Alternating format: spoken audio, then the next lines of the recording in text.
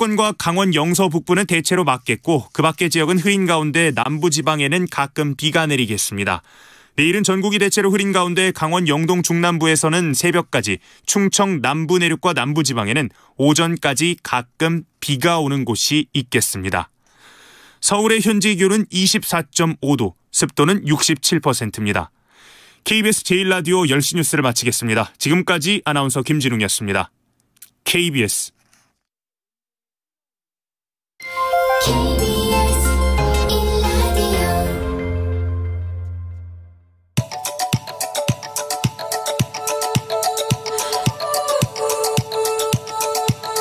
김성환의 시사야.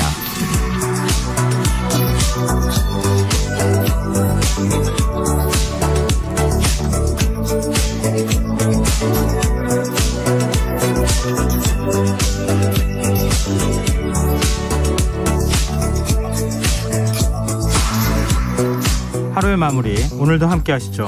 시사평론가 김성환입니다. 전세 사기가 기승을 부리면서 서민들의 피해가 갈수록 커지고 있습니다.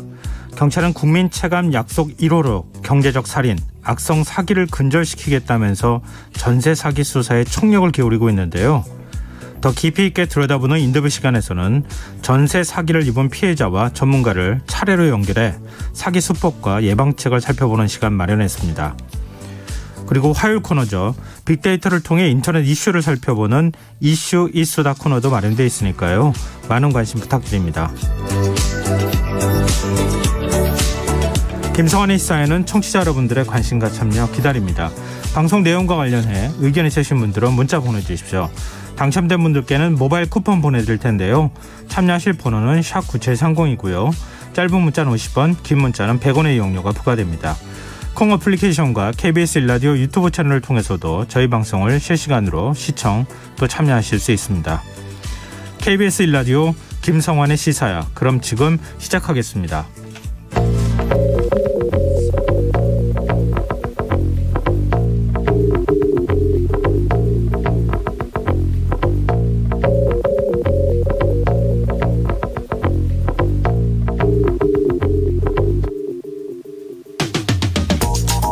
청와대에서 촬영한 한복 패션 화보가 공개되면서 논란이 일고 있습니다. 문화재청은 문화유산 방문 캠페인의 일환으로 한 패션 잡지사와 함께 청와대 곳곳을 배경으로 한복 화보를 촬영했습니다. 이러한 시도가 신선하다는 반응도 있었지만 청와대를 패션 화보 촬영 장소로 사용하는 게 적절하느냐, 이런 비판도 나왔는데요. 탁현민 전 청와대 의전비서관은 국가의 품격이 떨어졌다며 일제가 창경궁을 창경원으로 만든 것에 빗대기도 했습니다. 문화재청은 74년 만에 공개된 청와대를 새롭게 소개하고자 화보 촬영을 허가한 것이라면서도 제기된 우려에 대해선 겸허히 수용하겠다는 입장을 밝혔는데요. 청취자 여러분들은 이번 논란 어떻게 지켜보고 계십니까? 문제는 이번 논란이 처음이 아니라는 점입니다. 최근 한 가구업체가 청와대를 배경으로 가구 전시를 했다가 비난을 받았던 일이 있었죠. 대한민국 정치사를 담고 있는 청와대를 민간 기업의 제품 홍보장으로 활용한 것이 부적절했다는 지적이 나온 건데요. 당시 문화재청은 해당 기업이 허가 신청과는 다르게 무리한 홍보를 감행한 것이라고 해명했지만 관리 감독에 빈틈이 있었다는 점까지는 부정하기 어려워 보입니다. 청와대를 국민 품에 돌려주겠다는 것이 윤석열 대통령의 공약이었는데요. 그 취지를 살리면서 청와대의 역사성과 상징성을 이어가려면 어떻게 해야 할까요? 적어도 청와대 개방과 사용에 대한 명확한 기준은 있어야 하는 거 아닐까요?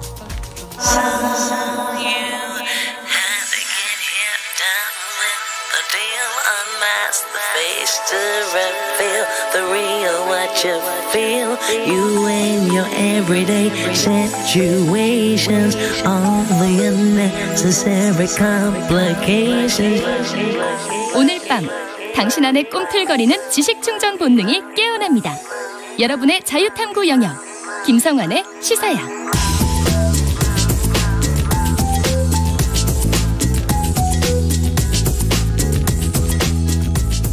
오늘 놓쳤던 뉴스 꼼꼼히 정리해드리는 뉴스야 시간입니다. 오늘은 곽재훈 프레시안 기자 나와 계십니다. 안녕하세요. 안녕하세요. 네, 먼저 오늘 오후에 들려온 소식부터 잠깐 살펴보고 얘기 나눴으면 좋겠는데요. 러시아 전략 폭격기가 동해상공을 비행해 우리 공군 전투기가 출격하는 일이 있었어요. 네, 러시아 군용기 여러 대가 오늘 동해에 우리 한국 방공식별구역, 즉 카디지에 진입했다가 이탈하는 일이 있었습니다. 러시아 관영 통신사에 따르면 러시아 국방부는 2대의 전략 폭격기 TU 또는 투플레프 95MS가 동해 공해 상공에서 예정된 비행을 했다면서 비행 구간 특정 단계에서 한국 공군의 F-16 전투기들이 출격했다고 전했습니다. 러시아 언론은 이 TU 폭격기 2대가 수호이 전투기의 에스코트를 받았다고 설명했는데요. 이 카디지에 진입한 러시아 군용기는 전략 폭격기 2대를 포함해 여러 대로 알려졌습니다. 우리 합동참모본부는 오늘 러시아 군용기가 카디지에 진입했으며 우리 군은 우발 상황에 대비해 정상적 전술 조치로 대응했다 이렇게 밝혔는데요. 정상적 전술 조치라는 건 이상 항적이 탐지됐을 때 전투기가 출격해서 항적을 추적하고 카디지에 진입한 그 다른 나라 항공기에 대해서 근접하면서 경고 통신을 해서 이탈을 유도하는 것을 가리킵니다. 지금 한미가 합동 군사훈련을 하고 있는 상황이잖아요. 네. 이런 상황에서 전략 폭격기가 카디지를 침범했다. 이걸 어떻게 봐야 될지 좀 긴장이 더 긴장이 높아지는 방향 쪽으로 가는 거 아닐까 좀 걱정이 되는 부분이 아닐까 싶네요. 자, 이제 국회로 가보죠. 오늘 운영위원회 전체회의가 열렸는데 경찰국 신설 문제를 두고 여야가 치열한 공방을 펼쳤어요. 네, 오늘 국회 운영위원회 전체회의는요. 우선 오전부터 오후에 좀 걸쳐서 국가인권위원회 그다음에 국회 사무처 소관의 기관들에 대해서 업무 보고를 받았고요. 네. 오후 4시 반 정도부터 그 대통령실 업무 보고를 받았는데요. 그 말씀하신 이제 경찰국 신설 문제는 그 앞부분 그러니까 국가인권위 상대 질의 부분에서 좀 논란이 됐습니다. 국민의힘 김병욱 의원이 송도한 국가위원장을 상대로 인권위가 최근에 행안부 내 경찰국 신설에 따른 인권 침해 우려가 있다 이런 취지의 입장문을 인권위가 낸 데 대해서 네. 경찰국 때문에 인권이 우려된다는 건 억지 주장이다 이렇게 비판을 한 건데요. 김병욱 의원은 인권위가 반상식적 의견을 가지고 있다는 것 자체가 매우 큰 문제라며 경찰의 민주적 통제를 위해 당연히 경찰국 신설이 필요하다고 주장했습니다.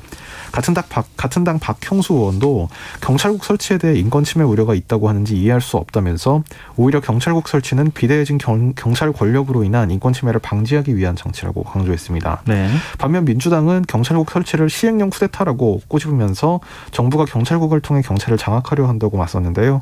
민주당 김영배 의원은 시행령 쿠데타를 통해 경찰국이 신설됐다면서 국민과 시민들 인권이 위협받고 정권을 보위하기 위한 선봉대로서의 역할을 경찰이 자처할 것이라는 우려가 있다고 지적했습니다. 송단 국가인권위원장이 오늘 운영위원회 회의에 출석했습니까?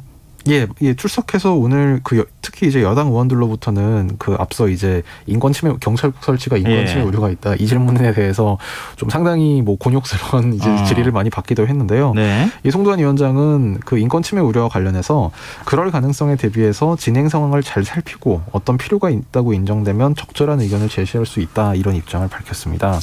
송 위원장은 경찰국 신설로 인해 직접적으로 인권 침해가 되는 건 아니지만 이것이 최종적으로 간접적으로 어떤 영향을 미칠 것인지에 관해서는 우려 섞인 의견들이 제기되고 있는 것을 알고 있다고 말했습니다. 앞서 인권위는 민주당 전용기 의원의 질의에 대한 이 서면 답변에서 행안부 내 경찰국 신설 및 행안부 장관의 청장 지위에 관한 규칙 제정에 따른 인권 침해 우려를 잘 알고 있다. 이렇게 답변을 한 바가 있습니다. 오늘 운영위원회 혹시 취재했어요? 예, 근데 네, 했습니다. 분위기가 어땠습니까? 지금 이게 사실 국가인권위원회는 독립기구잖아요. 예. 독립기구가 결정한 것에 대해서 이렇게 얘기해도 되는 건지 약간 의문이 들기도 하는데요. 어떻게 보셨어요? 글쎄, 사실 이제 정권이 바뀔 때마다 인권위 활동이나 이제 인권위원장을 향해서 때로는 야당으로부터 좀 이런 불만 섞인 질의가 나오고 이런 장면이 있는데요. 네. 어쨌든 국회의 어떤 감시와 통제를 받도록 돼 있기 때문에 그런 상임위원들의 정당한 직무 활동이라고 생각할 수도 있겠지만 말씀하신 대로 좀 독립기관인데 어떤 예산이라든지 이런 부분이 아니라 직무의 본질적인 부분에 대해서 그렇게 질의를 하는 게 맞느냐는 지적도 늘 있어 왔었던 것 같습니다. 네, 알겠습니다. 경찰국 얘기가 나와서 말인데요. 민주화운동 관련 단체들이 김순호 경찰국장의 이른바 밀정 의혹을 밝혀달라 이렇게 요구하고 나섰어요. 네, 민중민주열사 희생자 추모단체 연대회의라는 그 시민단체 연대체가 네. 오늘 오후 서울 중구 진실화웨이 건물 앞에서 녹화공작 피해자들에 대한 전수조사와 함께 김순호 경찰국장에 대한 즉각적 조사를 진행하고 조남 파일에 적시된 프락지 의혹의 진실을 공개하라고 주장했습니다. 이 단체 이창훈 집행위원장은 경찰국의 수장이 우리가 진실을 규명해야 할 의무사 사건 프락지 역할을 한 사람이라니 기가 막힌다면서 진실화웨이는 국민이 위임한 대로 참과 거짓을 밝혀야 한다고 주장했습니다. 이상민 행안부 장관 혹시 입장 냈습니까? 이 단체 시위에 관한 직접적인 입장은 아니고요. 예. 이 김순호 국장 관련 의혹이 계속 이제 불거지고 있는 데 대해서 이상민 장관이 이런저런 다양한 이야기를 들어보고 있다 이렇게 언급해서 눈길을 끌었습니다. 네. 이 장관은 오늘 경찰청 을지연습장에 격려 방문한 후에 기자들과 만나서 이 경찰국장 교체를 혹시 검토하고 있느냐 이런 취지의 질문이 나온 데 대해서 일단 이야기를 한번 쭉 들은 다음에 상황이 어떤지 보겠다면서 아직 경찰청장이나 경찰국장과 따로 상의한 바는 없다고 말했습니다. 이 장관은 앞서 지난 18일 국회 업무보고 때도 이 민주당 측에서 이 경찰국장 교체 필요성을 지적하자 한번 검토해보겠다 이렇게 답변을 해서 눈길을 모은 바가 있었습니다. 네. 다시 국회 운영위회의 얘기를 좀 돌아가서요. 오늘 김대기 대통령 비서실장이 출석했잖아요. 혹시 야당에 좀 매서운 질의가 있었습니까? 예, 사실 그러니까 오늘 원래는 아까 말씀드린 대로 인권위 그다음에 국회 사무처 여기를 한 오전에서 한 오후 조금 넘어서까지 하고 그다음에 이제 대통령실로 넘어갔어야 되는데 네. 이 앞부분 질의가 길어지다 보니까 그 대통령실 업무보고가 그 오후 4시 반에 시작을 했습니다. 네. 그래서 지금 게다가 중간에 저녁 식사를 위해서 한 1시간 반 정도 또 정해가 한 거의 2시간 가까이 정해가 되면서 네. 지금 밤 10시인데 아직 지금 진행이 되고 있고요. 그런데도 아직 지금 그 별로 이제 내용이 좀 많이 나온 상태는 아니어서 지금 계속 기사가 쏟아지는 상태이긴 합니다. 네. 그래서 앞부분 내용을 좀 위주로 전해드려야 될 텐데 네. 먼저 김대기 대통령 비서실장은 이 국정이 난맥에 빠진 데 대해 사과할 의향이 있느냐 이런 야당의 질문에 대해서 열심히 하겠다 이런 답변만 하고 사과는 거부했습니다. 이 김 실장은 그 민주당 김수흥 의원이 사적 채용 논란과 민증 이기 등을 거론하면서 국정 난맥에 대해 대통령 비서실장으로서 국민들께 사과할 용의가 있느냐고 묻자 저희가 많이 부족하고 모자란 면이 있으면 계속 그걸 고쳐나가고 국민 눈높이에 맞춰서 하겠다면서도 다시 김 의원이 저 같으면 부족한 점이 있어서 죄송한데 열심히 하겠다고 할 것 같다 이렇게 다시 간접적으로 사과를 요구한 데 대해선 열심히 하겠다고만 했습니다. 네. 또 비서실장으로서 책임 있는 행동을 하실 의향은 없느냐고 자진 사퇴 의사를 묻자 저의 거취에 대해서는 스스로 결정할 자리가 아니라고 본다면서 비서실의 어떤 직원들도 마음대로 사의를 표명할 권한이 없다고 생각한다. 즉 비서실 직원들의 거취는 오직 대통령 의사에 달린 것이라는 취지로 답변했습니다. 이 대통령실에서 하고 있는 이를테면 대통령실 인사 또는 장관 인사검증 관련 지적들도 나왔는데요. 네. 민주당 김영배 의원은 이 장관 후보자들 낙마를 언급한 뒤에 인사검증 책임을 누가 지느냐고 하자 김 실장이 굳이 말하자면 제가 져야겠다 이렇게 답변을 했고요. 또 대통령실 인사와 관련해서는 지금 대통령 외척이 근무를 청와대에서 하고 있고 코모나 콘텐츠 직원, 극우 유튜버 등등이 근무를 하고 있다 이렇게 야당 의원으로부터 문제제기가 있었는데 네네. 김대기 실장은 이에 대해 처음에 직원들을 편성할 때 여러 가지 경로를 거쳐 결정을 했다면서 제대로 챙기지 못한 분야도 있었을 것 같다. 이렇게 문제 소지를 사실상 인정을 하면서도 문제가 있거나 그런 사람들은 그때그때마다 개선을 하고 있다. 이렇게 답변을 했습니다. 또 이 윤 대통령 배우자인 김건희 전 코모나 콘텐츠 대표 또 건진법사로 알려진 무속인 등이 측근 관리 관련 질문들도 나왔는데요. 네. 김수흥 의원이 제2부속실을 설치하느냐 이렇게 묻자 윤재순 총무비서관이 말씀하신 취지는 알겠지만 충분한 보좌가 이루어지고 있다. 이렇게 부정적으로 답을 했고요. 그리고 김영배 의원이 대통령실에서 그 기업의 건진법사 전모실을 조심하라는 말을 했다는데 누가 했느냐 이런 질문을 하자 그런 말을 처음 듣는다면서 관련 보도를 전면 부인했습니다. 건진법사 얘기 처음 듣는 얘기라고요? 예, 김대기 실장이 그렇게 얘기를 했고요. 참고로 어제는 법제사법위원회가 열렸는데 그때 한동훈 장관도 이 건진법사라는 사람을 아느냐고 했더니 제가 모르는 사람이다 이렇게 답변을 했습니다. 그럼 언론이 이상한 얘기를 지금 보도하고 있다는 얘기가 되는 거네요. 근데 국회 운영위에서도 여가부 폐지에 대한 얘기가 나오기도 했다고 하는데 국회 여성가족위원회 야당 소속 의원들이 기자회견을 열었어요. 예, 여가부 폐지 얘기는 국회 오늘 운영위에서는 이제 그 송주환 국가인권위원장을 상대로 정의당 이현주 의원이 한 질의에서 잠깐 언급이 됐는데요. 네. 이 송 위원장은 이 여성부 폐지가 성평등 사회를 조성하는 데 긍정적 영향을 미친다고 생각하느냐 이런 질문에 대해서 그렇게 생각하지 않는다면서 아직 여성의 지위가 우리가 바라는 수준에 이르지 못했고 세계적으로 그런 평가를 받는 것을 감안하면 다른 의견이 필요하지 않느냐 생각한다. 이렇게 부정적으로 답변을 했습니다. 이와 관련해서 오늘 그 여성가족부의 청년 성평등 문화추진단 버터나이프 크루에 참여 예정이었던 청년들 그리고 그 여가위 소속 그 민주당 의원들이 여가부의 네. 사업을 정상화하고 일방적인 사업 폐지 결정을 사과하라 이런 취지의 기자회견을 열기도 했는데요. 민주당 한준호 의원은 이 여성부 폐지의 당위성과 폐지 이후에 대한 설계가 없는 김현숙 장관은 이 여가부 폐지를 위한 로드맵을 밝히라는 질의에 단 한 번도 명쾌하게 답변을 하지 못했다면서 책임감 없이 정치적 계산에서 비롯된 윤석열 정부의 5글자 여가부 폐지 구호를 단호하게 거부한다고 밝혔습니다. 네. 자, 다음 뉴스로 넘어가 보죠. 윤석열 대통령이 국정쇄신 방안으로 특별감찰관 임명을 수행하겠다는 뜻을 밝혔는데 지금 국회 논의는 뭐 여야가 서로 입장이 다른 것 같은데요. 어디까지 지금 얘기가 나오고 있습니까? 뭐 아직까지 서로 언론에 대고 뭐 공중전을 지금 주고받는 단계인데요. 네.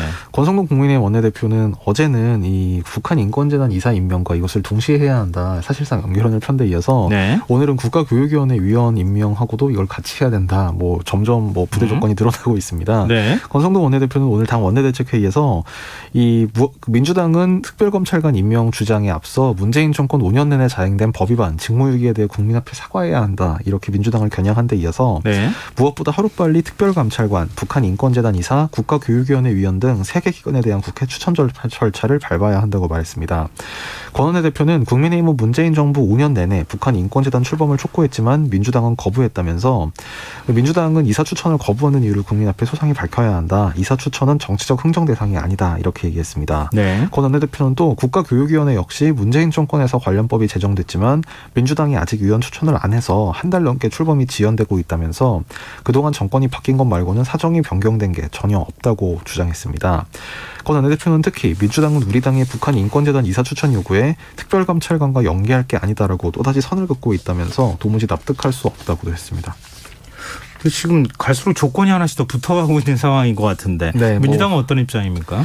네, 민주당은 지금 말하자면 북한 인권재단 이사 등의 그런 것과 연계를 하지 말고 특별감찰관부터 빨리 임명을 하자 이런 입장인데요. 네. 박홍근 민주당 원내대표는 오늘 민주당 원내대책회의에서 특별감찰관 추천 절차를 시작할 것을 국민의힘에 제안한다면서 이 사안과 전혀 관계없는 북한 인권재단 이사 임명을 연계하는 구태는 더 이상 반복하지 말라고 촉구했습니다. 우상호 민주당 비대위원장도 오늘 아침 라디오 인터뷰에서 예전에도 보면 대통령실에서는 안 한다고 하기 어려우니까 한다고 얘기해놓고 당에서 반대해서 안 된 경우가 몇 번 있다. 이렇게 일종의 역할 분담이 아니냐고 꼬집으면서 저는 특별감찰관 문제가 왜 인권재단 이사 임명과 연동돼야 하는지 잘 모르겠다고 말했습니다. 서로 간에 뭐 입장이 너무 달라가지고 이게 될 수나 있을라나 이런 생각이 드네요.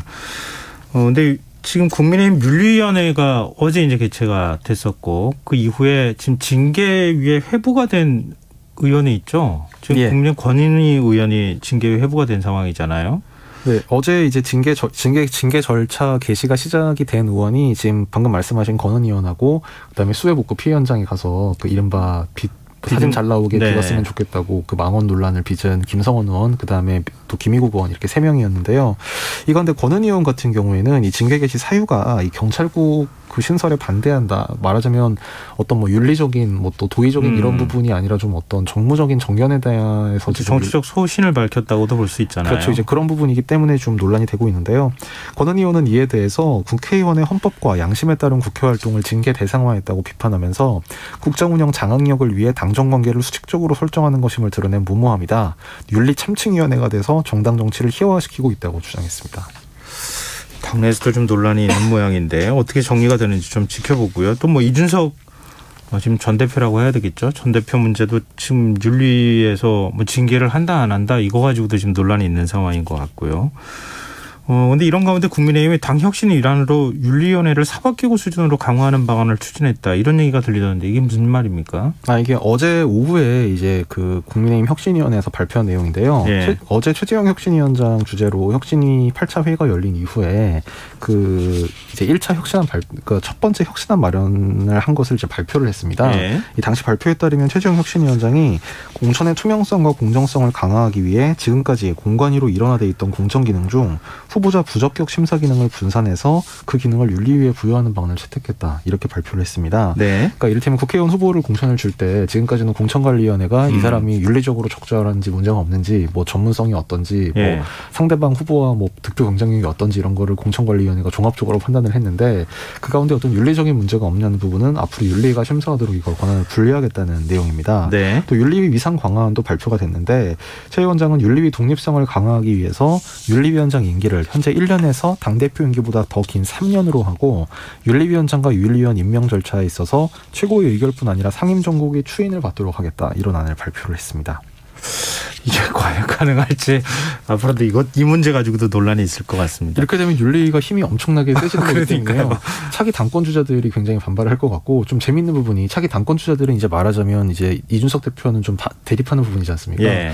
그래서 뭐 이를테면 안철수 의원 같은 경우에도 뭐 윤리위 지금 이 안을 혁신위가 마련을 했기 때문에 저기에 대한 불편한 입장을 보였는데 재밌는 거는 이준석 대표를 지지하는 측에서도 윤리위에 대해서 굉장히 감정이 안 좋기 때문에 네. 이준석 대표 지지층과 안철수 의원이 전부 다 이 안에 대해서 좀 뭔가 좀 부정적인 내지는 우려하는 그런 반응을 보이는 장면이 연출이 되고 있습니다. 네. 또 안철수 의원하고 이준석 전 대표가 연대하는 모습 보게 될 수도 있지 않을까 이런 생각도 드네요. 지금 여러분께서는 KBS 라디오 김성환의 시사와 함께하고 계십니다. 계속해서 뉴스에 이어가겠습니다. 뭐 그나저나 지금 이준석 전 대표 법원에 제출한 탄원서가 지금 공개가 됐어요. 근데 표현을 둘러싸고 굉장히 논란이 일고 있네요. 네, 그 사실상 윤석열 대통령을 거의 정면으로 뭐 아주 강하게 비난을 하는 내용의 탄원서를 이 전 대표가 자필로 써서 법원에 제출한 것으로 오늘 알려졌는데요. 네. 이 지난 19일 법원에 낸 것으로 알려진 탄원서를 보면 이 전 대표는 윤 대통령을 이 사태를 그러니까 비대위 전환 사태를 주도한 절대자라고 지칭을 하면서 지금의 상황이 사법부에 의해 바로잡아지지 않는다면 비상계엄 확대에 나섰던 신군부처럼 이번에 시도했던 비상상황 선포권을 더욱 적극 행사할 가능성이 있다. 이렇게 주장을 했습니다. 그러니까 윤 대통령을 신군부에 빗댄 거고요. 또 대통령의 당대표에 대한 텔레그램 메신저 내용이 노출된 이후 그에 대한 해명보다는 대통령실에서 당 지도부에 비대위 전환 의견이 전달됐다는 내용이 나왔다 하면서 대통령이 휴가를 간 기간에 그것을 완수하도록 군사작전과 같은 절차가 진행되는 것을 보고 정당과 대통령과의 관계가 정상적이지 않은 방향으로 치닫는 것을 확인했다. 이렇게도 썼습니다.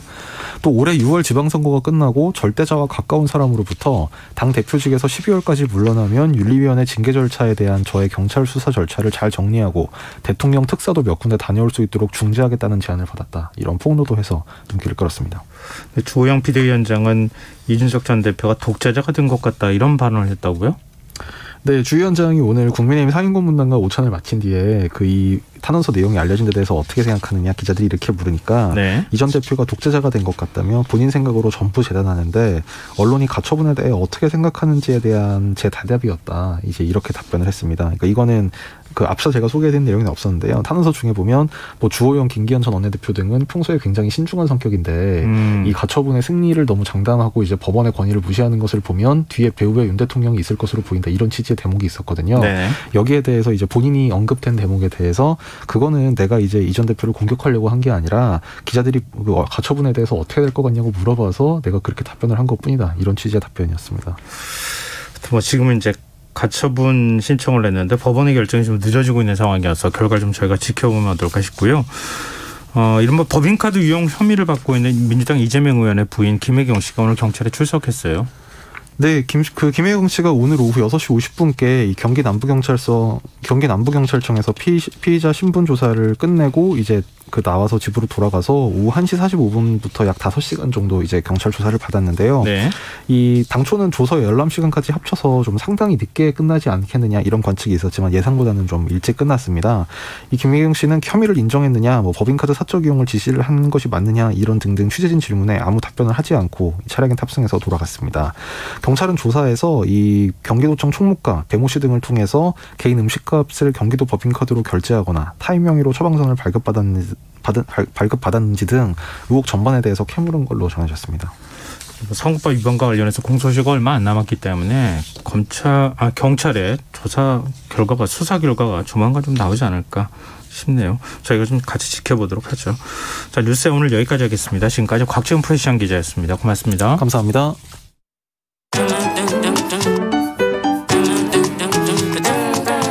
일일 시사권장량 채워가세요. 골고루 담았습니다. 당신만을 위한 하루 시사 김성환의 시사야.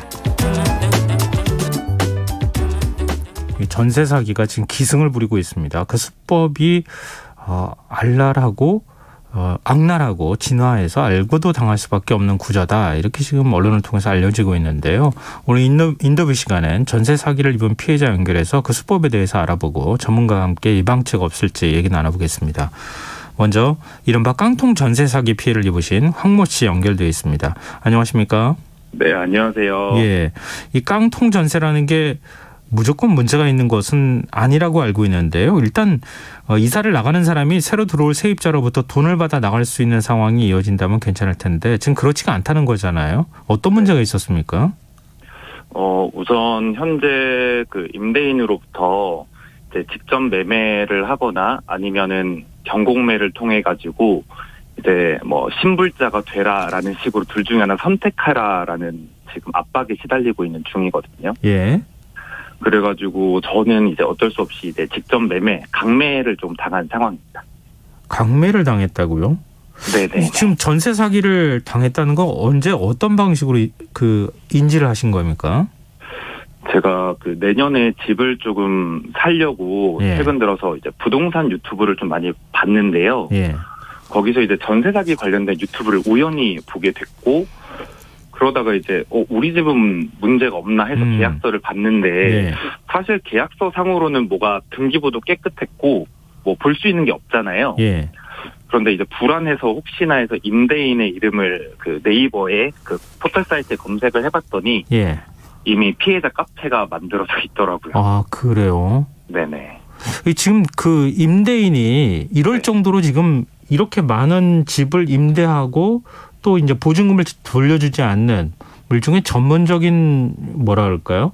사기 수법을 그동안에 해왔던 사람인 겁니까? 제가 뭐 이제 같이 피해자들끼리 내용을 공유받은 바에 따르면 2000년도 초반부터 이런 갭 투자의 형식으로 정말 많은 집들을 이렇게 매입을 해서 지금 이제 막 터지기 시작하는 시점인 것 같아요. 지금 임대인이 집을 산 게 한 몇 채 정도 됩니까? 제가 뭐 이제 뭐 세무서라든지 이런 보증공사에 조금 문의를 해본 결과 한 1000채가 조금 넘는 걸로 알고 있습니다. 1000채를 넘게 샀다고요? 한 사람이? 네네네. 그러면은 이전에 집을 사놓고 난 다음에 그다음에 그 집을 담보로 또 집을 사고 또 집을 사고 또 집을 사고 이런 방식이라는 거잖아요. 네, 그렇죠. 이제 본인의 자본은 거의 들지 않고 갭 투자 해봤자 뭐 한 1000, 2000 요 정도의 금액으로 집을 계속 산 거죠. 그러니까 보증금을 빼줄 상황이 안 되는 거다. 빼줄 수도 없다. 이제 이렇게 되는 건데 지금 피해를 입었다고 말하는 분들의 지역은 어느 쪽입니까 주로? 지역은 너무 다양한데요. 우선은 뭐 서울권에서는 구로, 양천구, 뭐 강서구가 굉장히 많고 그다음에 수원이라든지 인천도 있는데 지금 보면은 뭐 굳이 이 지역들뿐만이 아니라 서울 거의 전역에서 지금 임대인이 그 빌라를 집 투자를 했더라고요. 지금 그 임대인이 이런 사람이라는 거 알게 된 거잖아요. 혹시나 해서 찾아봤는데 임대인하고 연락 혹시 취해보셨습니까? 이제 임차인들 연락은 거의 안 받는데 딱 이제 매매하겠습니다라는 그 글자가 오면은 바로 답장이 오고 있어요. 매매하겠습니다 이러면 답장이 온다고요? 네네네. 그러니까 지금 임차인이 매매는 할 수 없잖아요. 그렇죠. 이제 그 기존 보증금에 이제 몇 천을 더 얹어서 예. 이제 매매를 하는 사람들과만 이제 지금 현재 대화를 하고 있는 거죠. 내가 그 집을 사겠습니다 이러면 연락이 온다고요? 네네네. 지금 보증금 빼주세요 이러면 연락을 안 받거나 아니면은 답장을 보내지 않고? 그러니까 답장을 보내긴 보내는데 예. 아까 전에 말씀드린 것처럼 종부세가 너무 많이 나와서 자기는 파산을 했다. 그러니까 신용불량자가 됐다라고 얘기하면서 예. 직접 뭐 3천 정도를 더 받아서 매매를 하든지 아니면은 경공매 해가지고 신용불량자가 되든지 선택을 해라라는 식으로 협박성 문자가 오는 거죠. 지금 임대인은 어떤 상황에 처해 있는지는 일단은 모르시는 거죠? 뭐 저는 이제 그 매매 계약을 조금 체결을 해서 어떤 예. 상황인지는 알고는 있는데요. 네. 근데 뭐 종합부동산세가 한 60억 이상 잡혀 있는 걸로 알고 있습니다. 지금 종합부동산세가 그만큼 부과가 됐는데 그걸 나도 감당을 못하니 네네. 집을 만약에 사준다 그러면 당신한테 팔겠다. 네네. 대신에 내줄 돈은 없다. 네, 맞아요. 그리고 거기에 몇 천을 더 얹어서 사라는 거죠. 이건 배짱이라고 봐야 되겠는데. 그렇죠. 사기죠. 지금 뭐라고 할까요? 지금 피해를 입은 분들 굉장히 많을 것 같은데 지금 카페에서 같이 모여가지고 뭔가 대책을 논의하고 있지 않습니까? 어떤 대책이 지금 나오고 있습니까? 우선 대책이랄 게 뾰족한 게 현재가 없는 상황이라서 이제 대부분의 임차인 분들이 저처럼 이제 뭐 직매를 하거나 아니면은 조금 그 조세채권이라고 하는 세금이 걸리기 이전에 입주하고 계약했던 분들 같은 경우는 경매를 현재 기다리고 있는 분들도 계시고 또 뭐 몇몇 임차인 분들께서는 이제 경찰에 피해 상황을 이제 고소 접수를 하고도 있는 상황입니다.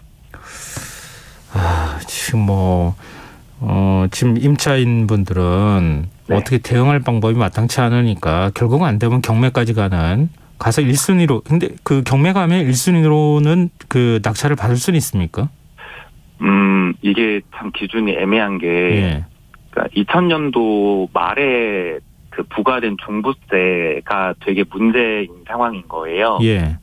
그래서 그 이전에 입주하신 분들 같은 경우는 경매를 진행해도 상관없는 상황인데 네, 그 종부세 부과 이후로 저처럼 계약한 사람들 같은 경우는 네. 경매를 진행할 경우에 국세 우선주의에 따라서 국세가 다 빠져나가면 사실 저희는 경매를 해도 그러네요. 신용불량자가 되거든요. 네네네. 그래서 사실 어쩔 수 없이 직매를 하는 상황입니다. 은행권의 담보가 잡혔으면 세입자가 네. 1순위로 경매에 낙찰을 받을 수가 있는데 지금 국세가 지금 걸려있는 문제이기 때문에 그것도 네. 안 된다 이런 말씀이시네요. 네, 그래서 어쩔 수 없이 강매를 당하는 거죠. 지금 전세 사기를 혹시 나도 당하지 않을까 걱정하시는 분들이 많은데요. 혹시 이런 점은 전세 계약할 때 꼭 좀 주의하셨으면 좋겠다 이렇게 말씀해 주실 부분이 있다면요. 요즘에 뭐 말이 조금 나오고 있는 것 같긴 한데요. 네. 요즘에 전세 사기가 되게 다양한 수법이 좀 진행이 되고 있는 것 같은데 대부분이 그 집주인의 세금 체납인 것 같아요. 네. 그래서 그 부동산 계약하실 때 집주인의 국세라든지 지방세 완납 증명서를 꼭 확인을 하시고 계약을 하라고 좀 말씀을 드리고 싶어요. 네, 알겠습니다. 아주 그동안의 마음고생 여러 가지 금전적으로도 손해보신 부분도 많을 것 같은데 네. 이렇게 전화 연결 응해 주셔서 고맙습니다. 네, 감사합니다. 네, 지금까지 깡통전세 사기 피해 사례자 황모 씨였습니다. 그럼 이번엔 전세 사기 어떻게 예방할 수 있을지 김인만 부동산 경제연구소장 연결해서 얘기 나눠보겠습니다. 소장님 안녕하십니까? 네, 안녕하세요. 네, 방금 깡통 전세 사기당한 분 얘기 들어보니까요. 저도 네네네. 이렇게 상황이 심각한가 이렇게 새삼 좀 느꼈는데요. 네네. 이렇게 자기가 일종의 갭 투자를 했던 어떤 방식으로든 네네. 사놓은 집의 물량을 떠넘기는 수법 요즘 굉장히 흔하다고요. 네네. 이게 어제 오늘 일은 아니고요. 예. 예전부터도 계속 있었는데 최근에 조금 더 심각해지는 양상을 보이고 있습니다. 이게 전세 사기라고 하는데요. 이제 예. 전세 깡통 전세라고 하죠. 깡통 전세 같은 경우는 이제 매매가 대비 전세가율이 상당히 높게 80% 이상 높게 나와서 뭐 집주인이 이제 세금 체납을 한다든지 하면 경매로 넘겨도 세입자가 나의 전세금을 온전하게 받지 못하는 현상을 생기는데요.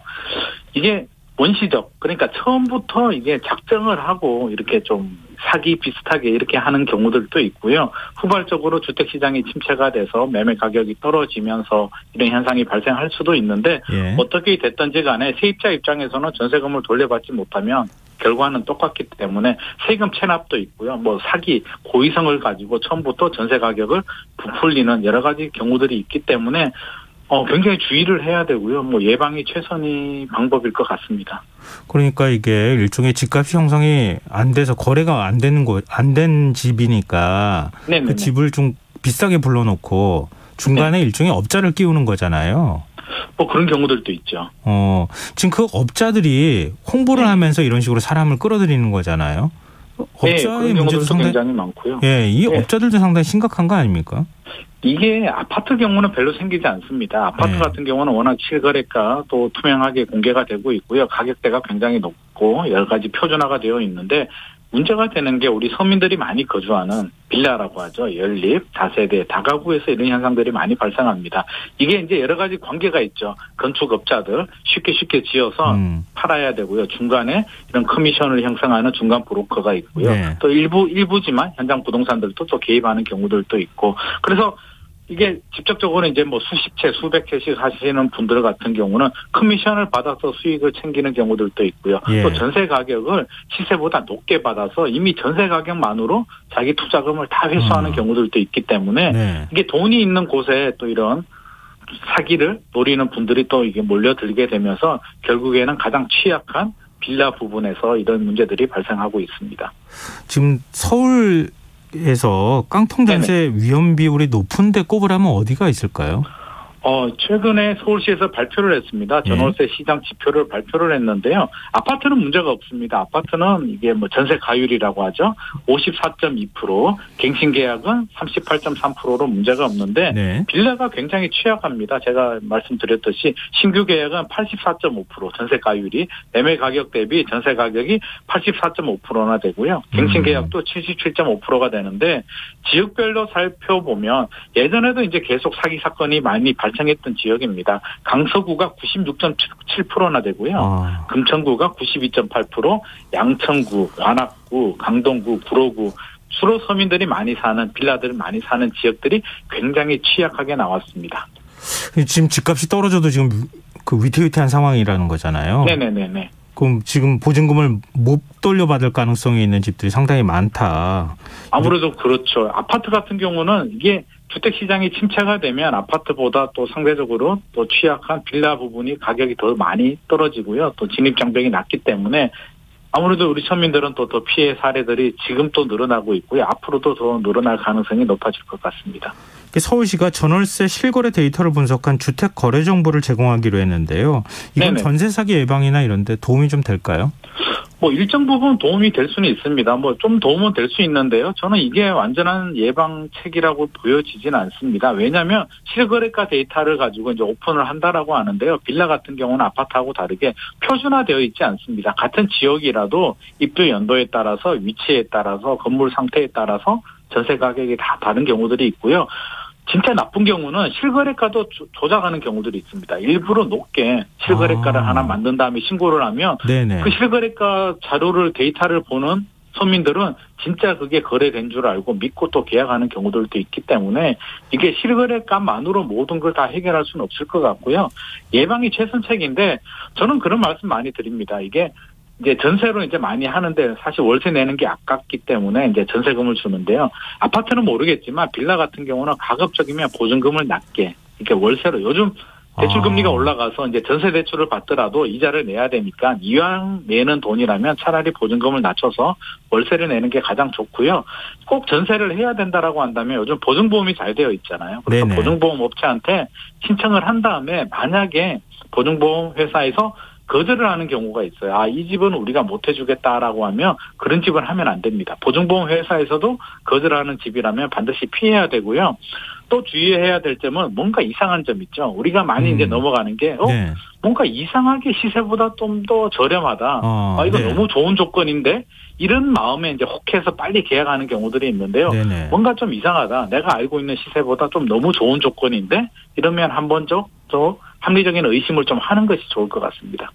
아까 이제 그 전세 사기 피해자분이 얘기하기를 네네. 세금 체납 여부 확인해보라 이렇게 얘기했는데 이거는 확인해봐라 이렇게 얘기하실 게 있을까요?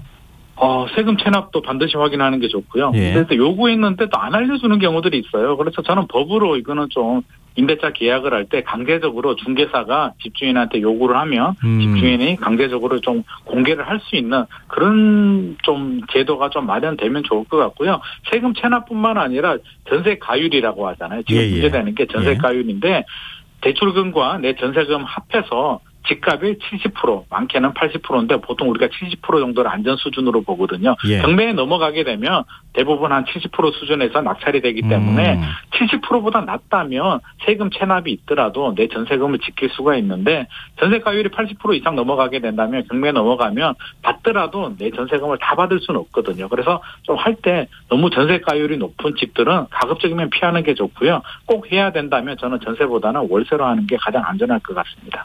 네, 알겠습니다. 오늘 말씀 고맙습니다. 감사합니다. 네, 지금까지 김인만 부동산 경제연구 소장이었습니다.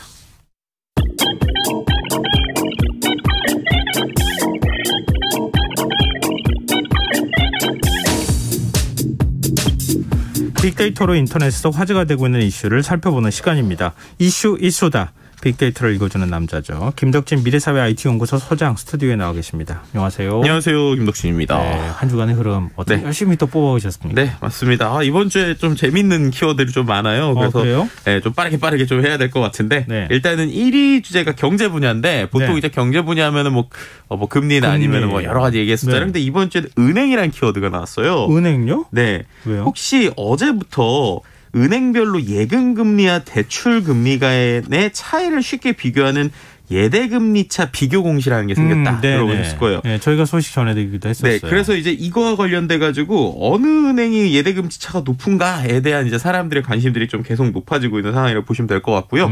그래서 일단은 지금 나오는 걸로는 19개 은행 중에서 전북은행이 가장 높았다. 뭐 이런 얘기 나오고 있고 전체적으로 지방은행과 인터넷은행이 상위권을 차지하고 있는데 5대 시중은행 가운데서는 신한은행이 1.62%를 가장 높았고 뭐 우리은행, 농협은행이 뒤를 잇는 수준이었습니다. 근데 이제 많은 사람들이 놀란 게 인터넷 은행에서의 이렇게 차이가 컸다라는 거에 좀 많이 놀라시더라고요. SNS에서. 그러니까 예를 들면 우리가 아는 인터넷 은행이 지금 토스뱅크, K뱅크, 카카오뱅크 이렇게 있잖아요. 근데 그중에서 이제 토스뱅크의 가계 예대 금리 차가 5.6%. 5.6%요? 네. 그리고 이제 K뱅크도 2.46, 카카오뱅크도 2.33이니까 어쨌든 다 일반적인 그 은행들에 비해서는 2배에서 많게는 뭐 4-5배 이상 높은 거예요. 그래서 이렇게 왜 이렇게 높은가? 라고 얘기를 했더니 일단은 이제 그 인터넷 은행들이 공통적으로 얘기하는 게 이른바 이제 중금리 대출이라고 할 수 있죠. 그러니까는 일반 은행에서는 대출 자격이 좀 안 되시는 분들 이런 분들까지 우리가 대출을 해주는 방식이기 때문에 결국에는 담보대출보다는 고금리인 신용대출을 주로 한다. 그래서 우리가 좀 이렇게 높다라고 얘기는 하고 있는 상황인데요. 근데 그럼에도 불구하고 이제 토스 같은 경우 이런 것들을 보면서 아니 되게 온라인상에서 볼 땐 되게 혁신적이고 새로운 것 같은데 이렇게 금리 차이를 많이 낸단 말이야? 라는 거에 좀 사람들이 좀 놀라는 이런 모습들을 좀 볼 수 있었고요. 그 다음에 실제로 이렇게 예대금리 차들이 이제 한 달에 한 번씩 공시가 될 건데 과연 이게 정말 효과가 있을지에 대한 이야기도 좀 나오는 것 같아요. 예를 들면은 어쨌든 말씀드린 것처럼 대출금리가 보통 개인의 신용도에 따라서 산정이 되기 때문에 평균적으로 비교하는 방식으로 이게 과연 될까? 뭐 이런 얘기들도 있고요. 그리고 이제 예대금리차 줄인다고는 하는데 대출금리 자체는 건드리지 않고 예금금리만 올릴 수 있는 뭐 이런 것들에 대한 것 때문에 약간 걱정도 있지만 어쨌든 그래도 안 보이는 것보다는 눈에 보이니까 사람들이 좀 관심이 좀 높아지는 것 같습니다. 그리고 또 이제 관련돼서 은행 관련 키워드 중에 또 대출과 관련된 키워드가 있었는데 금리 인하권에 대한 이야기예요. 그러니까 이게 최근에 이제 앞서 설명드린 대로 이렇게 예대금리 차도 나고 대출도 여러 개를 보면서 아 내가 대출 어떻게 해야지. 그리고 최근에 이렇게 뭐 여러 가지로 금리 상황이 올라가는 상황이다 보니까 어떻게 조금이라도 줄일 수 있을까에 대해서 나올 때 이 금리 인하권을 한번 써봐라. 그러니까 금리 인하 요구권을 한번 활용해봐라라고 하는 기사들이 좀 SNS 화제가 되고 있다라고 설명드릴 수 있을 것 같습니다.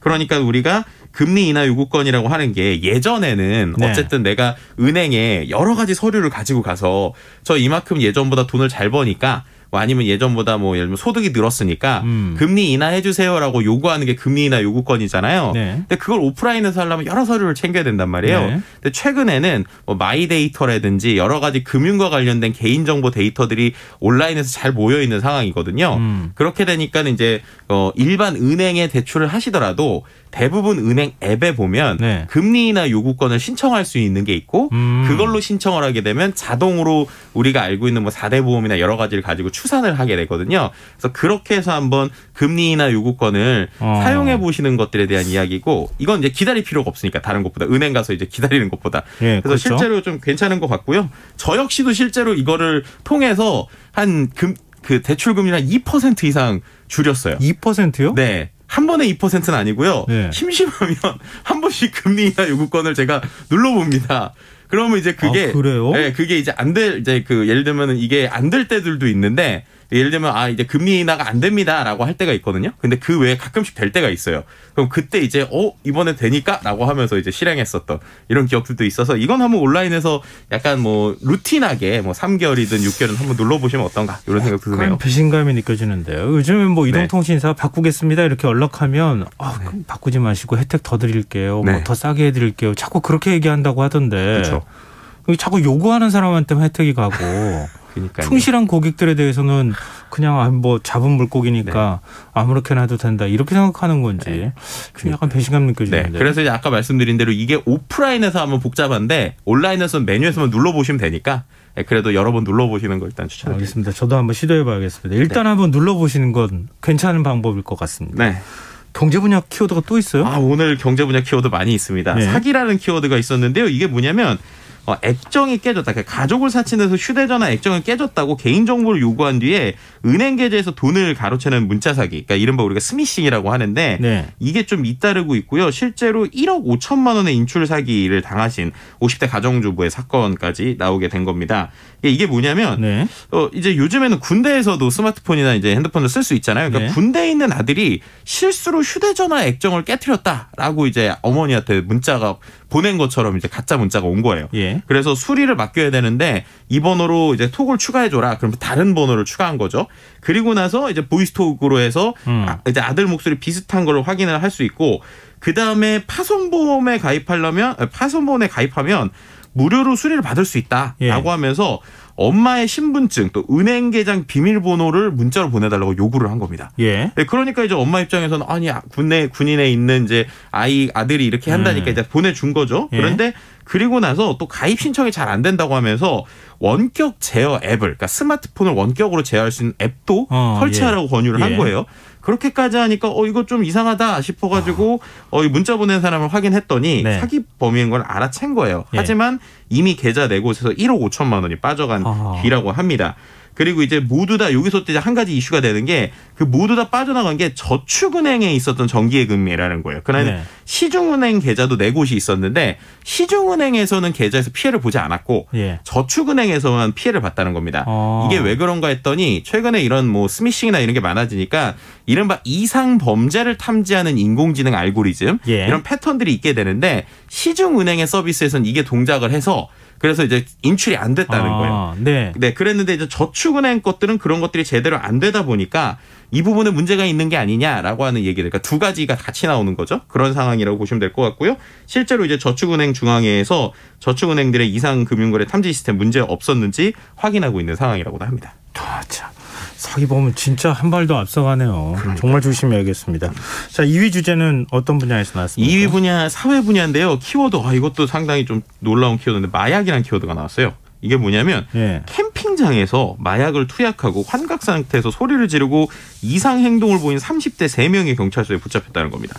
그러니까 울산 중부경찰서에서 따르면 이제 지난 21일이죠. 오후 5시쯤에 울산시 중구의 한 캠핑장에서 총 4명이 인사불성 상태로 난동을 부렸다고 해요. 심지어 막 우통 벗고 비틀거리고 고성 지르고 알 수 없는 소리 지르고 그래서 왜 그런가라고 해서 근데 이 사람들을 캠핑장 관리인들이 봤더니 단순히 술 먹고 하는 행동하고 다르다라고 해서 경찰에 신고를 했다고 하고요. 예. 알고 봤더니 마약 종류로 분류되는 LSD를 투약을 한 것이라고 봅니다. 그래서 경찰들이 이제 마약류 관리에 대한 법률 위반 혐의로 입건을 했는데 문제는 이제 댓글들이 이렇게 캠핑장에서까지 마약이 나올 정도로 우리나라가 마약 청정국이라고 할 수 있는데 이정경이냐 이게 안전한 나라 아니다. 이거 좀 정확하게 확인해야 된다. 이런 이야기들이 좀 나온 상황이라고 보시면 될 것 같습니다.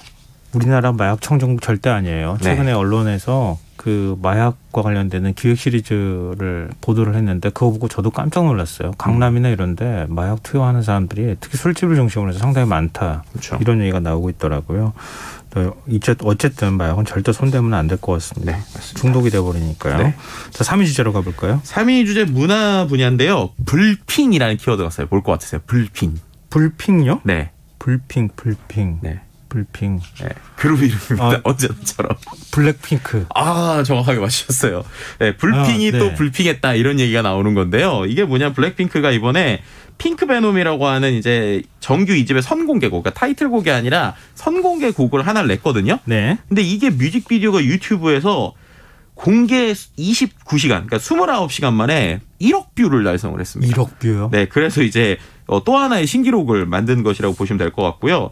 과거에도 이제 그 블랙핑크가 어떻게 보면은 기존에 있었던 그 나머지 뮤직비디오에서도 29시간 35분 만에 이제 지금 이번에 1억 뷰를 돌파를 한 것인데 이게 지금까지는 가장 빠른 속도고 그 전에도 걸그룹의 최단 기록이 블랙핑크가 가지고 있었던 How Do You Like That이라는 노래였는데 이때는 네. 뮤직비디오가 32시간 23분 만에 이제 1억 뷰가 됐거든요. 그러니까 그때에 비해서 거의 3시간을 더 줄인 거예요. 그러니까 그만큼 엄청난 속도로 이제 사람들의 관심을 갖게 되는 것으로 보시면 될 것 같고요. 실제로 이제 뭐 그 안에서 또 약간 우리나라 전통악기 사운드, 그 다음에 약간 우리나라의 문화를 상징할 수 있는 게 좀 초반에 나오다 보니까 이걸 통해서 또 K-팝 한류가 더 퍼지는 것이 아니냐라고 하는 관심이 좀 받고 있는 상황으로 보시면 될 것 같고요. 또 K-팝 관련돼서 위력을 최근에 실감할 수 있는 또 하나의 키워드라고 할 수 있는 K-콘이라고 하는 행사도 이번에 LA에서 열렸는데요. 이제 그 10년 동안 실제로 K-팝과 관련된 여러 가지 기획을 보여주는 게 K-콘이라는 행사인데 이게 이제 코로나 때문에 오프라인에서 못하다가 3년 만에 다시 열렸고 사흘간 9만 명 정도가 현장을 찾아서 K-팝을 즐겼다고 합니다. 대단하네요. 네. 4위 주제는요? 4위 주제는 스포츠 분야고요. 키워드는 김민재 선수입니다. 우리나라의 이제 그 수비수, 이제 국가대표 수비수로도 알려져 있는데 네. 이 수비수인 김민재 선수가 이탈리아 나폴리로 이적을 했어요. 근데 수비수잖아요. 예. 근데 오히려 데뷔한 지 2경기 만에 데뷔골을 넣었습니다. 이게 손흥민 선수, 황희찬 선수보다도 빠른 기록이에요. 네. 네, 그래서 이게 안정적인 수비력이나 득점 능력이 있는데 원래 이 김민재 선수가 예전 그 우리나라 국대에서도 이제 워낙 이제 피지컬이 좋다 보니까 헤딩골을 잘 넣거든요. 근데 이번에도 이러한 공격 본능이 좀 빛나서 중계진도 칭찬을 아끼지 않았고 만점 활약으로 팀도 4대 0의 대승을 거뒀고요. 실제 또 재미있는 거는 첫 골을 아내에게 바친다 이런 이제 얘기를 해서 좀 사랑꾼의 모습도 보여줬다 이렇게 볼 수 있을 것 같습니다. 좋은 활약 부탁드립니다. 네. 자, 마지막 5위 주제는요? 네, 5위 주제는 산업 분야고요. 키워드는 에너지인데요. 일단 에너지의 날이었던 어제 22일 오후에 서울 중구 서울시청 또 인근 건물 오후 9시부터 약 5분간 소등을 했고요. 네. 에너지의 날이 이제 2003년 8월 22일에 전력 소비를 최고치로 경신한 날을 계기로 해서 전력 과소비로 인해서 우리가 블랙아웃이나 이런 국민적 문제를 좀 이제 공감대를 형성하자라는 걸로 그 날이 정해진 거예요. 그래서 이날 이제 뭐 광화문, 서울타워, 뭐 광안대교 등 우리나라 이제 전국 주요 랜드마크가 오후 9시부터 5분간 일제히 소등하는 광경을 연출을 했습니다.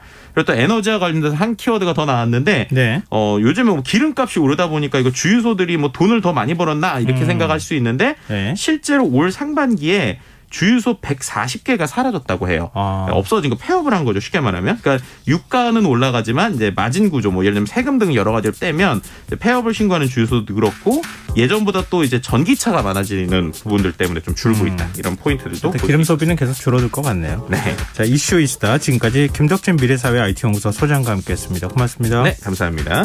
김성환의 시사회 1부 순서는 여기서 마무리하겠습니다. 전 11시 정각 2부에 다시 오겠습니다.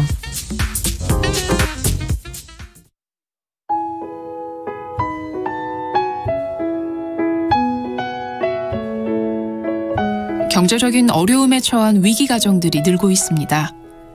복지 사각지대에 처해 있는 가정들을 미리 찾아서 지원하고 위기로부터 구하는 일이 시급한데요. KBS 강태원 복지재단은 전국의 복지관과 연대해 복지 사각지대에 있는 위기 가정들을 찾아서 지원하는 운동을 시작합니다. 생활고로 인해 소중한 생명과 가정이 파탄나는 비극이 다시는 일어나지 않도록 이 일에 함께해 주십시오. 지역 복지 전문가로서 누구보다 위기 가정을 잘 찾아낼 수 있는 복지관과 관계자 여러분들의 많은 참여를 기다리고 있습니다. 지금 바로 KBS 강태원 복지재단 홈페이지에서 신청해 주세요. KBS 강태원 복지재단.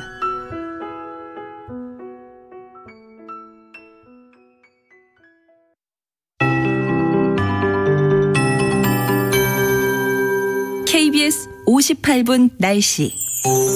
내일은 전국이 대체로 흐리겠습니다. 아침까지 강원 산지에 가시거리 200m 미만의 짙은 안개가 끼겠고 중부 내륙을 중심으로도 안개 끼는 곳 있겠습니다. 기압골의 영향으로 새벽까지 강원 영동 중남부에, 오전까지 충청권 남부 내륙과 남부지방에 가끔 비가 오겠고 경남권 해안은 오후까지 이어지는 곳 있겠습니다. 제주도는 새벽부터 오전 사이 비가 오겠고 전남권과 경남권, 경북권 남부에는 돌풍과 함께 벼락이 치는 곳 있겠습니다. 예상 강우량은 5에서 최대 30mm입니다. 남해상과 동해 남부 해상, 제주도 해상에는 돌풍과 함께 벼락이 치는 곳 있겠고 서해 남부 먼바다에는 새벽까지 최대 초속 16m의 강풍이 불고 물결이 3.5m까지 높게 일겠습니다. 내일 아침 최저기온은 서울 23도, 광주 24도 등 전국이 18에서 25도의 분포를 보이겠고 낮 최고 기온은 서울 27도, 대구 25도 등 전국이 22에서 30도의 분포를 보이겠습니다. 내일 전국의 미세먼지 농도 전 권역이 좋음에서 보통으로 예상됩니다. 서울의 현재 기온 23.6도, 습도 69%, KBS 58분 날씨 박성준입니다.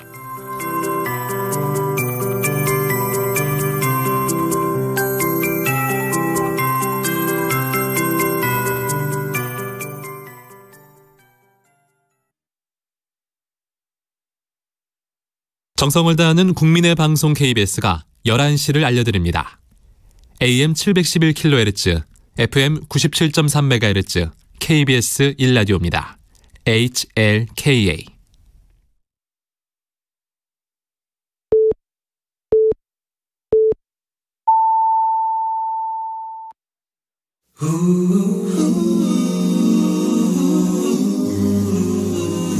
이 밤 그냥 보내긴 아쉬우니까요. 당신의 하루의 끝까지 야무지게 채워드립니다. 당신의 지식 충전소 김성환의 시사야.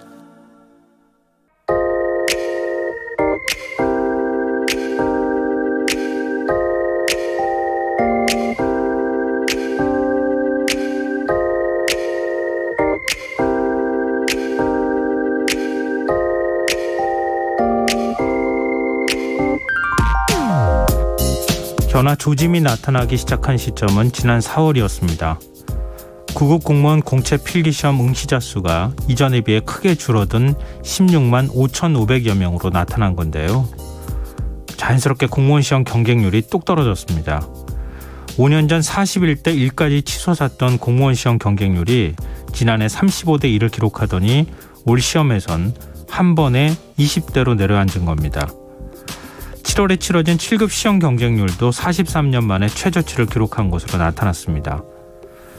한때 철밥통이라고까지 불렸던 공직사회에서 대체 무슨 일이 벌어지고 있는 걸까? 언론이 레이더를 가동하기 시작할 무렵 또 하나의 심상치 않은 징후가 포착됐습니다. 지난해 공무원 퇴직자가 급증했다는 사실이 확인된 겁니다. 지난해 퇴직 공무원 수는 4만 4천여 명이었는데 5년차 이하 비율이 25%, 1만 명을 훌쩍 넘어섰고 이 중 19은 공직사의 말단인 8구급이었습니다. 이쯤 되면 단순한 조짐이나 징후가 아닌 일종의 현상이라고 봐야 할 텐데요. 평생 직장 개념이 희박해지고 직업 간 이동이 활발해지면서 나타난 현상이라고 인사혁신처럼 분석하는 분위기지만 전문가들의 생각은 조금 다릅니다. 불만의 표출이든 변화를 촉구하는 메시지든 공직사회 내부에 뭔가 심각한 문제가 있다는 데에는 이견이 없어 보입니다. 분석에는 조금씩 차이가 있지만 원인은 대체적으로 기업에 못 미치는 임금 수준, 연공 서열에 따른 상명 하복 분위기, 업무 과다에 따른 스트레스 등이 꼽히고 있습니다. 물론 공무원도 하나의 직업이니 얼마든지 이직할 수 있습니다. 문제는 공무원 사회의 경쟁력이 국가 경쟁력을 좌우할 수 있다는 건데요. 스위스 국제경영개발대학원이 63개국을 조사한 결과 올해 한국의 국가 경쟁력은 27위. OECD 국가 가운데 정부에 대한 국민 신뢰도는 평균 이하였습니다.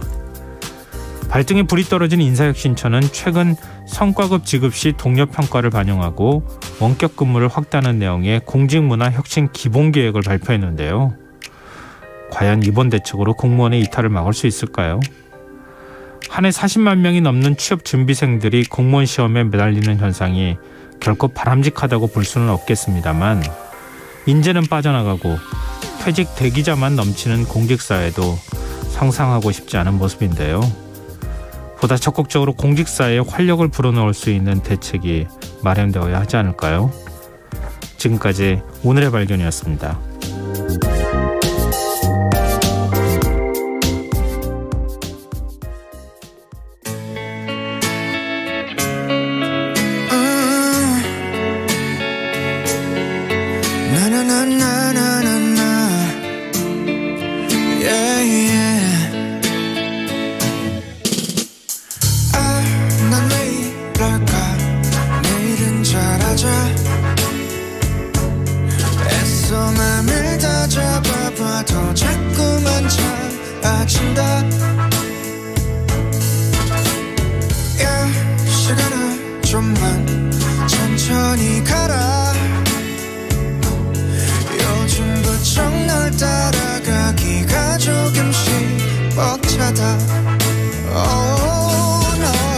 시간이 지나면 지날수록 세상은 내게 더 많은 걸 강요해. 나라도 힘든데 나보고 어쩌라고. 난 아직 아이야. 우리 엄마 눈에 보이는 게 다 아니야. 아직 어린데 실수 좀 하면 어때. 난 아직 아이야. 모든 세상 속에 부담 주지 마. 나도 사람인데 어떻게 다 잘해. 야 서두르지 마. 결국 어른 돼. 애써 어른 다 됐다 해도 숨만 더 가빠올걸. 야 시간은 절대 말 듣지 않아. 시간만 대로 갈 테면 가라고 해. 그럼 널 따라올걸. yeah. 가슴이 아프면 아플수록 은근히 세져. 그러다가 벅차면 몰래 펑펑 울어봐. 어른도 아닌데 뭐.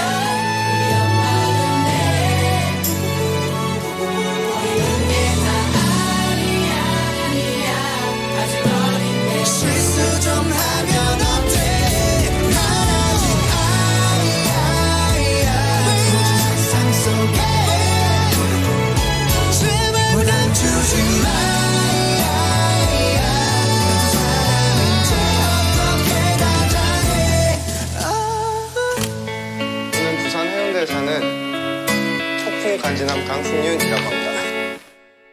잘 컸다. 강승윤, 윤종신의 아이야 들으셨습니다. 김성환의 시사는 언제나 청취자 여러분의 관심과 참여 기다립니다. 오늘도 방송 내용과 관련해서 의견 주고 계시는데요. 오늘의 발견 들으시고요. 이쁜이님께서 예전에는 공무원 되면 다 좋다고 했었는데 요즘은 아닌가 봅니다. 힘들게 공무원이 되고도 금방 그만두는 젊은 층이 많다고 하더라고요. 이렇게 의견 주셨고요. 9698님, 제 생각에는 공무원은 안정적인데 생각이 자유롭지 못하고 획일적이라서 젊은 사람들 퇴직률이 많다는 생각이 들어요. 또 이런 의견을 주시기도 하셨습니다. 뭐 이른바 MZ세대 만 20, 30대라고 부르면 될 것 같은데요. 20, 30대 퇴직 공무원들이 상당히 많다고 하더라고요. 공무원 사회에 좀 희망이 안 보여서 그런 거 아닐까 이런 생각도 좀 들기도 하거든요. 공직사회가 물론 뭐 완전히 자유로울 수는 없잖아요. 공직이라고 하는 특성이 있기는 하기 때문에. 근데 우리 사회에 그렇다고 해서 공직사회보다 훨씬 노동환경이 좋아졌느냐, 일반 기업들이. 또 엄청나게 많은 조건이 좋아진 것도 아닌 것 같거든요. 왜 그럴까 이런 생각이 또 한편으로 들기도 해요. 이쪽도 안 좋고 저쪽도 안 좋으면은 진짜 더 안 좋은 거잖아요.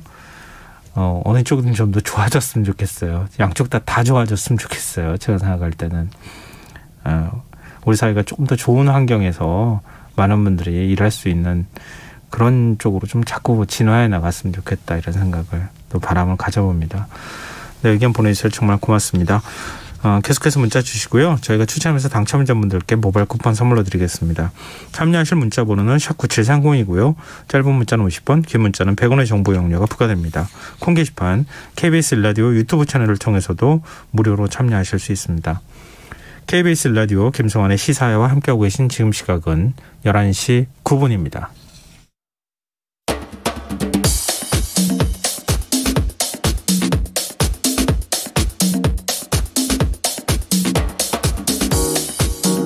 오늘 일어난 세상 곳곳의 소식들 당일 배송으로 전해드립니다. 밤철뉴스 이현경 뉴스캐스터 나와 계십니다. 안녕하세요. 네, 안녕하십니까. 네, 코로나19 현황부터 우리가 점검하고 가볼까요? 네, 그러죠. 오늘 발표된 코로나19 신규 확진자 숫자가 15만 258명으로 발표가 됐는데요. 네. 지난주 화요일과 비교해도 1.8배가량 많은 수치이긴 합니다.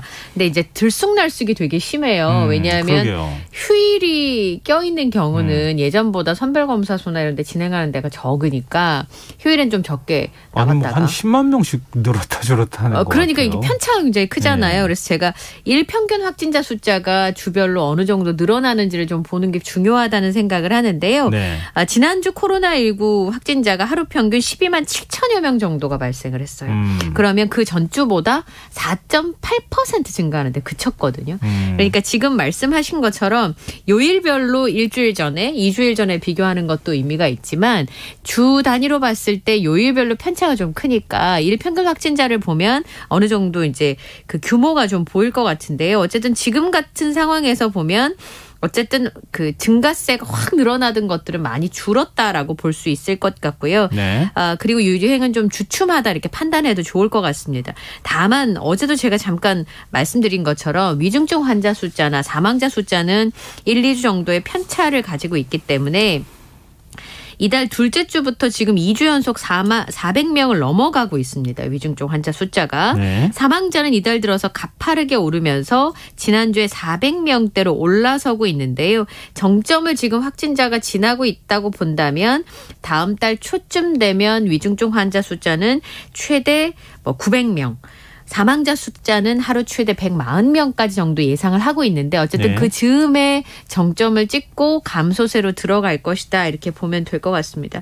여전히 감염제 생산지수가 1.06인데요. 1보다 넘는 상황이 2달 연속 계속되고 있으니까 감염은 계속 이어지고 있다라고 보는 게 맞을 것 같습니다. 근데 요즘 그 오미크론 변이에 대응할 수 있는 개량 백신 언제 나오나 기다리시는 네. 분들이 꽤 있거든요. 네. 지금 뭐 미국은 한 9월쯤에 백신을 접종할 계획이다 이런 얘기까지도 나오던데 네, 이제 어느 단계까지 와 있는 거예요? 뭐 예를 들어서 영국 같은 경우는 지금 있는 백신을 좀 더 빨리 4차 접종을 하자. 겨울 다가오기 전에 이런 전략이고요.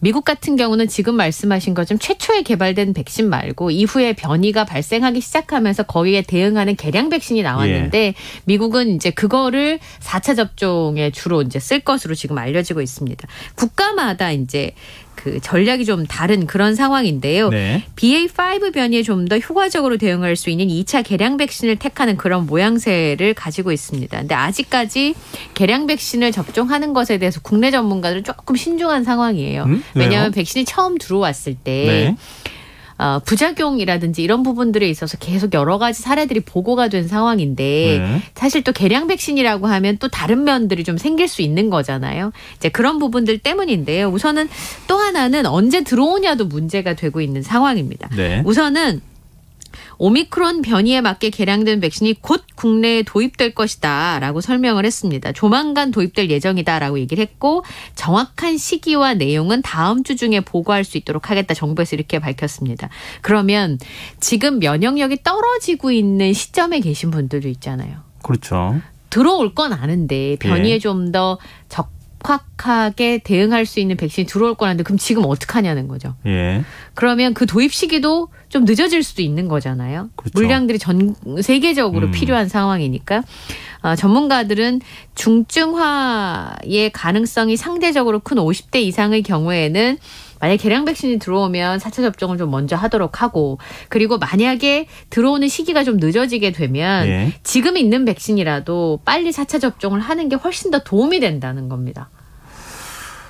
근데 뭐 사실 지난번에 이제 백신 초기에 도입할 때 백신 도입 시기가 늦어졌다고 굉장히 비판을 많이 했었잖아요. 지금 국민의힘이나 아니면 윤석열 대통령도 비판하는 입장을 취했던 것으로 알고 있는데 사실 뭐 백신이라는 걸 우리가 굉장히 빨리 만들고 있는 상황이잖아요. 이전에 다른 백신에 비해서는.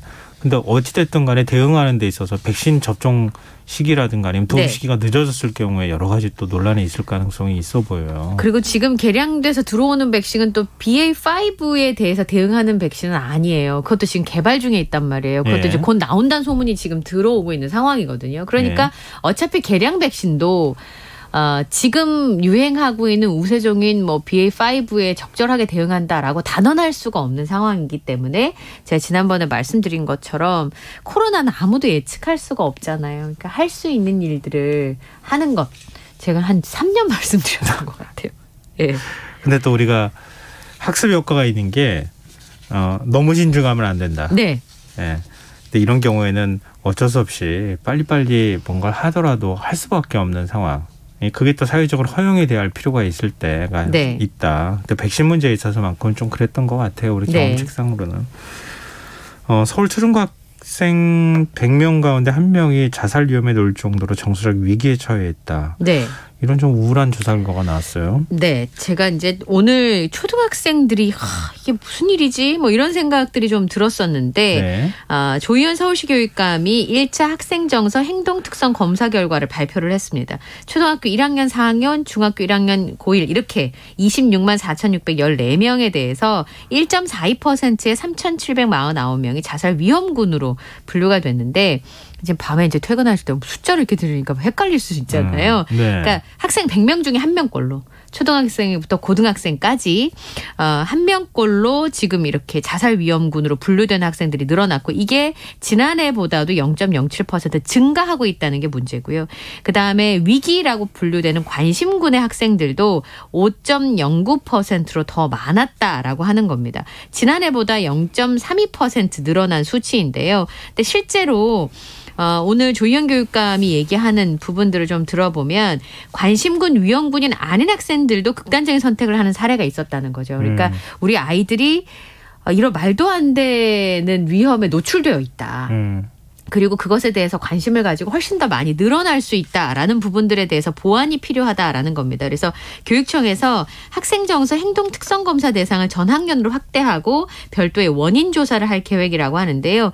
그러니까 저희 꼬마가 4학년이어서 이걸 했거든요. 굉장히 그래요? 자세하게 나오더라고요. 심리검사 말씀하시는 거죠? 그리고 실제로 그 학생 정서 행동 특성 검사를 했는데 네. 선생님이 또 거기에 대해서 피드백을 해주시더라고요. 왜냐하면 이제 워킹맘들의 경우에는 아이들의 상태가 잘 파악이 안 되는 경우가 있으니까 조언도 해주시고요. 근데 1학년 때 하고 4학년 때 하니까 공백이 너무 길잖아요. 그리고 1학년하고 4학년은 좀 차이가 많이 나고 그래서 전 학년을 대상으로 하고 그리고 지금 방안 중에 하나는 일일이 이제 집에서 검사를 하는 것보다는 앱을 통해서 검사하는 방법들이라든지 이런 부분들에 대해서 얘기가 지금 나오고 있는 상황이고요. 제가 하나 더 전해드리고 싶은 뉴스가 뭐냐면 네. 초등학생들 사이에서 요즘에 좀 이상한 그 뭐라 그럴까 인증이라고 해야 할까요? 이제 그런 현상들이 발생을 하고 있는데요. 네. 틱톡이나 유튜브 같은 아주 짧은 영상을 올릴 수 있는 SNS에서 극단적인 선택을 표현하는 퍼포먼스가 유행처럼 번지고 있다고 합니다. 아마 기사 보신 분들도 있으실 텐데 나는 실패작이어서 필요 없는 아이래. 무슨 짓을 해도 소용이 없는 것 같아. 이런 마음을 극단적으로 표현하는 영상을 올리는 게 유행처럼 번지고 있는 거예요. 네. 근데 초등학교 저학년의 경우에는 현실과 자기 머릿속에 있는 내용을 완벽하게 구분하지를 못한다고 합니다. 그러니까 말하자면 그 벽이 어른들보다 훨씬 더 얇은 거죠. 상상과 현실을 약간 구분 못하는 시기가 있을 수 있는데 이런 일들이 계속 반복되면 극단적인 선택을 하는 것에 아이들이 자꾸 마음에 그 벽이 자꾸 낮아져서 쉽게 이제 그런 부분들에 대해서 떠올리게 되고 네. 생각하게 되는 현상이 벌어진다고 합니다. 네. 그러니까 이게 코로나 때문에 이런 현상들이 좀 더 극심해지는 건 아닌가 걱정이 좀 되고요. 우리 아이들은 그냥 맑고 밝게 그리고 즐겁게 사는 거 그것만 생각하실 수 있는데 아이들 마음속에 이렇게 어두움들이 조금씩 존재하고 있다는 부분들에 대해서 부모님들이 좀 인지를 해주셨으면 좋겠어요. 예. 자꾸 이제 돈 벌고 사는데 급급하다 보니까 아이들한테 무심해지는 경우가 종종 있거든요. 그 아이들에게 필요한 것을 자꾸 제공하는 엄마가 되려고 해요. 저도. 아이들의 마음을 살펴주는 게 아니라 배고픈지 뭐 아니면 용돈이 필요한지 학원을 보내야 돼. 그 필요에 대해서만 자꾸 채워주려고 하는 가시적인. 네네. 그러니까 그런 부분 때문에 혹시 아이들의 마음을 살피는데 좀 소홀하지 않았나 이런 생각이 좀 들더라고요. 아주 큰 노력 들이지 않아도 할 수 있는 거니까요. 네, 그렇죠. 한 번쯤 관심을 더 가지면 되는 거라서 네. 그런 부분에 대해서 한번 좀 세심히 살펴보셨으면 좋겠습니다. 자, 다음 뉴스로 넘어가 보겠습니다. 어제 복지 사각지대에 누워 생을 마감한 세모자 사건 전해드렸는데요. 정치권에서도 재발 방지 목소리를 내고 있어요. 네. 당연하지 않나 이런 생각이 드는데요. 어쨌든 여기가 이제 수원이었으니까 김동연 경기도지사가 새 모녀의 명복을 빌면서 벼랑 끝에 쓰는 도민들이 조지사에게 직접 연락할 수 있는 한라인이 실질적으로 운영되는 방법을 찾겠다 이렇게 얘기를 했는데요. 네. 오늘 사실은 페이스북에 좀 긴 메시지를 올렸어요. 그러니까 그 김동연 지사도 굉장히 불우한 어릴 때 어려운 환경에 자란 것으로 알려졌잖아요. 네. 비통함을 느꼈다라고 하면서 경기도 수원시에서 벌어진 일이고 그리고 그 이웃들 친지 그리고 복지행정과도 연락을 끊었던 1년여 동안 이 세 분이 느꼈을 외로움과 절망을 상상해 본다라고 하면서 이제 이런 방법을 찾겠다라고 메시지를 올렸는데 사실 이게 굉장히 사회적인 메시지가 무거운 메시지잖아요. 그래서 이런 부분들 때문인지 이 글을 지금 삭제한 상황이어서 조금 엄중하게 다뤄야 된다는 판단이 있었던 것으로 보입니다. 그다음에 윤석열 대통령도 복지정보 시스템이 제대로 작동되지 않는 주거지에서도 이전에 사는 사람들을 위해서 좀 조치가 필요하지 않냐. 그러니까 말하자면 어제 말씀드린 것처럼 전입신고가 안 되어 있는 상황에서도 찾아낼 수 있는 방법들을 찾아야 된다라고 하는 그런 지시가 좀 있었습니다. 근데 우리가 이제 그 사례에 대해서도 얘기를 나눴었잖아요. 네. 소식 전해드리면서 네. 이걸 어떻게 찾아낼 수 있을까. 사실 참 굉장히 고민스러운 부분이기는 하더라고요. 네. 막상 보면 전입을 했는지 안 했는지를 일일이 확인하고 다니기도 쉽지는 않은 상황인데 네. 그걸 과연 가가호 방문하지 않고서 어떻게 확인할 수 있을까. 네. 그러니까 도움을 요청할 수 있는 체계를 만들어서 도움이 들어올 때 신속하게 도와줄 수 있는 방법을 찾아야 되는 건가. 네. 저도 이런저런 생각을 해보는데 지금 정부 차원에서 어떤 대책에 대한 얘기가 나오고 있습니까? 그러니까 지금 사실 이 대책은 두 가지로 나눌 수 있어요. 예. 그러한 사람을 빨리 찾아내는 발굴의 방법이 예. 있고요. 예. 그다음에 지원 체계 자체를 좀 더 고민을 해봐야 되는 두 가지 대목이 있는데 발굴이라고 하면 아까 말씀하신 것처럼 우선은 취약계층의 연락처를 찾아내고 연계하는 거, 그다음에 또 하나는 홍보를 강화하는 거, 이 두 가지 내용이 나오고 있는데요. 네. 빅데이터 활용 위기가구 발굴 시스템에서 위기 정보를 수집을 하는데 그거 항목을 좀 늘린다는 거예요. 그러면 이 어쨌든 데이터 안에 잡히는 사람들이 좀 늘어날 수 있잖아요. 요즘 네. 휴대전화를 많이 쓰시니까 아무래도 이제 그런 부분들에 대해서 검토를 하고, 그 다음에 장기 연체자도 발굴 대상의 이제 항목에 예를 들면 이번에 건강보험 상담 오랜 기간 네. 동안에 납부 연체했다는 거잖아요. 네. 뭐 그런 거라든가. 예. 그렇게 해서 만약에 위기 신호를 포착을 했다. 예, 그 다음에 이제 보건복지부 서비스 홍보를 강화해서 이제 그런 부분들에 대해서 이제 전달을 좀 빨리 할 수 있도록 하겠다라고 하는 건데요. 제가 오늘 이 발굴하는 건 빅데이터나 다른 기관과 연계해서 그런 분들의 위험 신호를 감지하고 찾아내는 방법이 하나 있고, 예. 또 하나는요. 아시다시피 지난번에 제가 중위소득 얘기하면서 한번 예. 전해드린 적이 있었는데, 중위소득 30% 이하 그리고 생계급여 그리고 40% 이하면 의료비 지원을 받을 수 있습니다. 어제 세모녀는 몸이 많이 아픈 상태였으니까 소득도 예. 거의 없고, 이제 이런 상황이었으면 분명히 정부에서 지원하는 대상에 들어갔는데 왜 못했을까? 근데 이런 정부 조사에 따르면 이런 빈곤지 70만 명이래요. 그런데 그중에 절반이 넘는 사람이 기초수급 신청조차 하지 않았다고 합니다. 그 이유가 뭐냐면 부양가족이 있거나 재산심사 기준에서 탈락하는 경우가 많고요. 또 그다음에 기초수급을 신청하는데 서류가 8가지가 들어가요. 예. 그리고 현장 조사를 2번이나 받아야 돼요. 말하자면 내가 얼마나 가난한가를 입증하는 절차가 너무 까다롭고 복잡하다는 거죠. 네. 그다음에 장기간 극심한 빈곤에 시달리고 있는 상황이 되면 이 정보 자체를 알아내는 것 자체가 굉장히 어렵다라고 하는 겁니다. 기준이 너무 엄격하고 지원금의 규모가 낮다 보니까 신청을 포기하는 경우가 생기는데, 아까 말씀드린 것처럼 발굴을 했다고 쳐요. 빅데이터나 여러 가지 기관 연계의 정보 공유를 통해서. 그런데 만약에 예를 들어서 집이 한 채 있긴 있어요. 그러니까 네. 생계는 어려워요. 근데 지금 병원비가 모자라요. 근데 지금 기준으로 지원이 안 될 수도 있는 거예요. 그러니까 이런 부분에 있어서 지원 체계를 손보는 게 사실 그러니까 굉장히 우선 과제 중에 하나인데 발굴에만 몰입하지 않기를 바랍니다. 저도 비슷한 생각했는데요. 사실 시민사회단체에서 계속 꾸준히 얘기했던 게 가난을 증명하고 입증하라고 얘기하지 마라. 굉장히 모멸스럽답니다. 예. 제가 이제 경험자 분에게 들었는데 그렇게 얘기가 나오고 있는데 그거 안 건드리고 부양 의무자 폐지 문제도 계속 얘기가 나왔었잖아요. 근데 예산이 많이 든다는 이유로 지금 일부분만 폐지한 것으로 제가 알고 있거든요. 그러니까 기본적으로 그런 것부터 적극적이지 않은데 위기 신호를 포착하는 데만 지금 매달린다 그러면은 어디선가 또 허점이 생기고. 네. 지금 70만 명이라고 말씀하셨잖아요. 그중에 절반이 기초생활수급도 신청을 못했다고 하면요. 그러니까 이 두 가지를 다 가져가야 되는 거죠. 시간이 걸리더라도. 네, 맞습니다. 굉장히 긴 토론의 주제가 될 것 같은데 일단 오늘 여기서 이 소식 마무리하겠습니다. 지금 여러분께서는 KBS 1라디오 김성환의 시사회와 함께하고 계십니다. 밤타임스 계속 이어가겠습니다.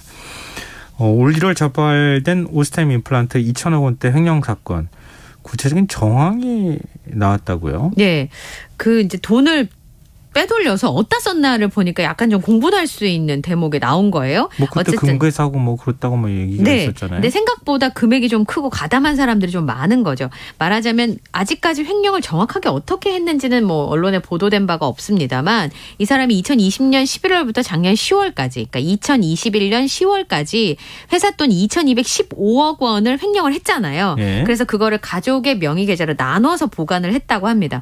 그중에서 한 100억 정도를 부동산의 리조트 회원권 사는데 썼대요. 예. 그러니까 그 내용이 보면 부동산은 오피스텔 3채 35억 5,750만 원. 요거는 이제 검찰 공소장에 적시된 횡령금 은닉 시도 정황입니다. 그러니까 이거는 이제 앞으로 검찰에서 더 증명을 해나가야 되겠지만, 네. 그 다음에 아내와 함께 상가 사무실을 11억 4,500만 원. 그 다음에 처제들을 동원해서도 16억 5천만 원의 그 아파트를 샀고요. 그것 말고도 회원권, 한두 개가 아니라 회원권 3개의 관리비, 그다음에 지난번에 잠깐 말씀하신 것처럼 금괴, 그리고 현금을 직접적으로 아내나 처제나 여동생에게 뭐 36억 6,984만 원, 그다음에 처제에게도 5억이 넘는 거의 6억에 가까운 돈, 송금한 돈도 여동생한테 송금한 금액이 1억 2,510만 원이었습니다. 그래서 총 부동산으로는 한 100억 정도 돈을 썼고요. 그다음에 700억 가까운 돈으로 금괴를 사서 이 각자의 집에다가 묻어놓기도 했습니다. 이걸 순진하다고 해야 되는지 아니면 치밀하다고 해야 되는지 네. 본인이 수사 대상 되면 이거 못 찾을 거라고 생각했다는 게 오히려 더 이상하다는 생각이 드는데요. 네. 처제 부부도 범행에 가담한 거잖아요. 지금? 예. 아까 말씀드렸던 것처럼 우선 처제 부부와 함께 아파트를 사가지고요. 근데 사실은 이 박 씨 부부가 일산에 있는 아파트를 매수하려고 했는데 비싼 아파트 사면 자금 출처 증명해야 되잖아요. 그렇죠. 그게 안 돼서 매도인하고 얘기를 해가 전세 계약을 맺은 것처럼 하고 금액 차액은 차용증을 써주는 방식으로 했다고 합니다. 예. 그다음에 아까 말씀드렸던 그 회원권도 서로의 아내와 처제 부부와 서로 이름을 바꿔가면서 이제 회원권도 3개나 샀고요. 관리비와 함께 뭐 10년치 관리비 34억 정도를 입금하기도 했다고 합니다. 그다음에 처제의 경우에는 본인하고 남편 명의로 만들어진 휴대전화를 이 씨한테 제공을 한 혐의도 있고요. 그다음에 여동생의 경우에는 자기 명의 체크카드를 아버지에게 이분은 사망하셨는데 양도해서 전자금융거래법 위반 혐의도 추가로 받고 있습니다. 그리고 이제 가족들의 명의로 현금을 계좌에 이체한 내용도 확인이 됐고요. 온 가족이 탐욕에 잠깐 눈이 멀었는지 모르겠지만 다 범죄자가 돼야 되는 이런 상황에 놓였다고 봐야 되겠네요. 네, 이 횡령한 이 씨의 변호인 측은 공소 사실을 모두 부인한다. 아, 지금도요? 예, 그래서 다 오는 31일 재판이 열릴 예정입니다. 네. 자, 마지막 뉴스로 가겠습니다. 네. 최근 대형마트들이 저가 치킨 경쟁을 벌이고 있는데 이게 네. 외신에도 소개가 됐다고요? 그러니까 급격한 인플레이션에 한국이 치킨 가격 전쟁을 만들었다라고 하는 보도가 있는데요. 식비를 줄이기 위해서 가든 수단을 한국 사람들이 동원을 하고 있고 할인된 가격에 치킨을 사려고 기를 쓰고 있다 이렇게 보도를 했습니다. 블룸버그가 하루에 30마리 한정해서 판매하는 마트 점포에서 치킨 구매에 실패한 일부 고객이 돌아가는 상황을 전하기도 했었고요. 그다음에 한국에는 전 세계에 있는 맥도날드 매장보다 많은 치킨 가게가 있는 곳이다. 그리고 치킨은 한국인의 식탁에서 중요한 역할을 하는데 최근에 한국에서 다른 식품보다 치킨 가격이 굉장히 많이 올랐다라는 점을 지적하면서 치킨플레이션이라고 거론을 하기도 했습니다. 그리고 이후에 이제 코로나19 배달비가 많이 높아졌잖아요. 그것도 부담 요인으로 작용하고 있다 이렇게 보고 있고요. 그리고 이 마트에서 물가 안정 프로젝트로 값싼 치킨을 팔고 있지만 이게 과연 물가 안정에 도움이 될지는 모르겠다. 미지수다 이렇게 보도를 했습니다. 근데 치킨뿐만 아니라 뭐 치킨이 인기를 끌기 시작하니까 네. 다른 것들도 막 속속 나온다고요? 예, 한 대형마트에서 피자를 한 판에 5,980원에 팔았어요. 5,980원이요? 보통 피자 한 2, 3만 원 하잖아요. 네. 프랜차이즈에서. 그러니까 이제 반의 반값 피자인 거죠. 대신에 한정 판매합니다. 평일에는 30판, 주말에는 65판 한정 판매를 하고 있고요. 심지어는 초밥 좋아하세요? 예. 초밥도 굉장히 저렴하게 내놓고 맥주도 특가 판매를 했는데 앞으로 초저가 품목을 더 늘리겠다라고 하는 입장이라고 합니다. 이커머스 때문에 사실은 온라인으로 많이 고객을 뺏겼잖아요. 예. 이 오프라인의 매장들이. 그래서 이런 부분을 통해서 오프라인의 공간으로 들어간 고객들을 찾아오겠다라고 하는 그런 전략이라고 합니다. 그래서 치킨을 사려고 오픈런을 하는 이런 상황이 벌어지고 있다. 소비자는 언제까지 이렇게 껴야 돼요? 이거 일부러 미끼로 이렇게 걸었다가 다른 더 많은 소비를 하게 조장하는 거 아닌가 또 싶어요. 그래서 이제 그 부분을 프랜차이즈 점주분들이 이제 억울해 하시는 거죠. 그죠. 프랜차이즈 입장에서는 그러니까 가맹점 점주들 입장에서는 지금 열심히 하면서 뭔가 하고 있는데 오히려 비싸게 파는 사람으로 내몰린 거잖아요. 그렇죠. 그리고 프랜차이즈는 거기서밖에 이익을 낼 수 없지만 마트 같은 경우는 금액을 저렴하게 미끼 상품으로 내놓고 다른 물건을 더 많이 사면 네. 거기서 이제 이익을 보전할 수 있는 구조인데 치킨 가게에서는 또 그렇지가 않으니까요. 그런 부분에 있어서 프랜차이즈 업주들은 지금 굉장히 고통스러운 상황일 수밖에 없죠. 그게 말입니다. 이건 뭐 나쁘다고 말할 수는 없지만 네. 뭐 치킨 1000마리 파는 것도 아니고 100마리에서 줄 세우게 한 다음에 네. 그 대형마트를 이용하게 하는 네.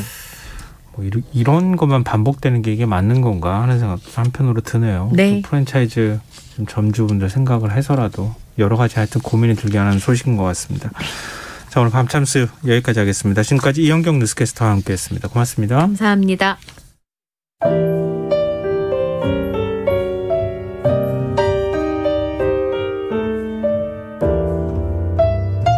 내일의 품격 김성환의 시사야에서 챙겨가세요. 하루를 마무리하는 시간 꺼내보는 당신의 지식 창고. KBS 1라디오 김성환의 시사야.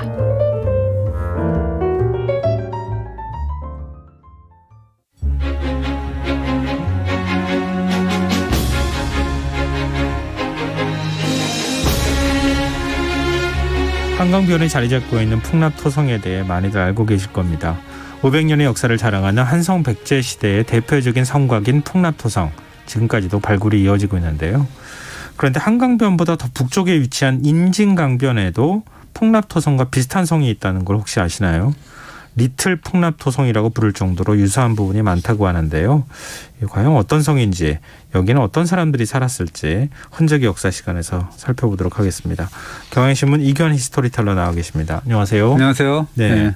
리틀 풍납토성이라고 얘기했는데요. 이게 어떤 성입니까? 파주 적성의 임진강변에 붙어있는 성인데요. 네. 예전에는 적경지역이라고 해가지고 되게 좀 먼 걸로 이제 알았는데 요즘에는 아주 자유롭게 갈 수 있는 성입니다.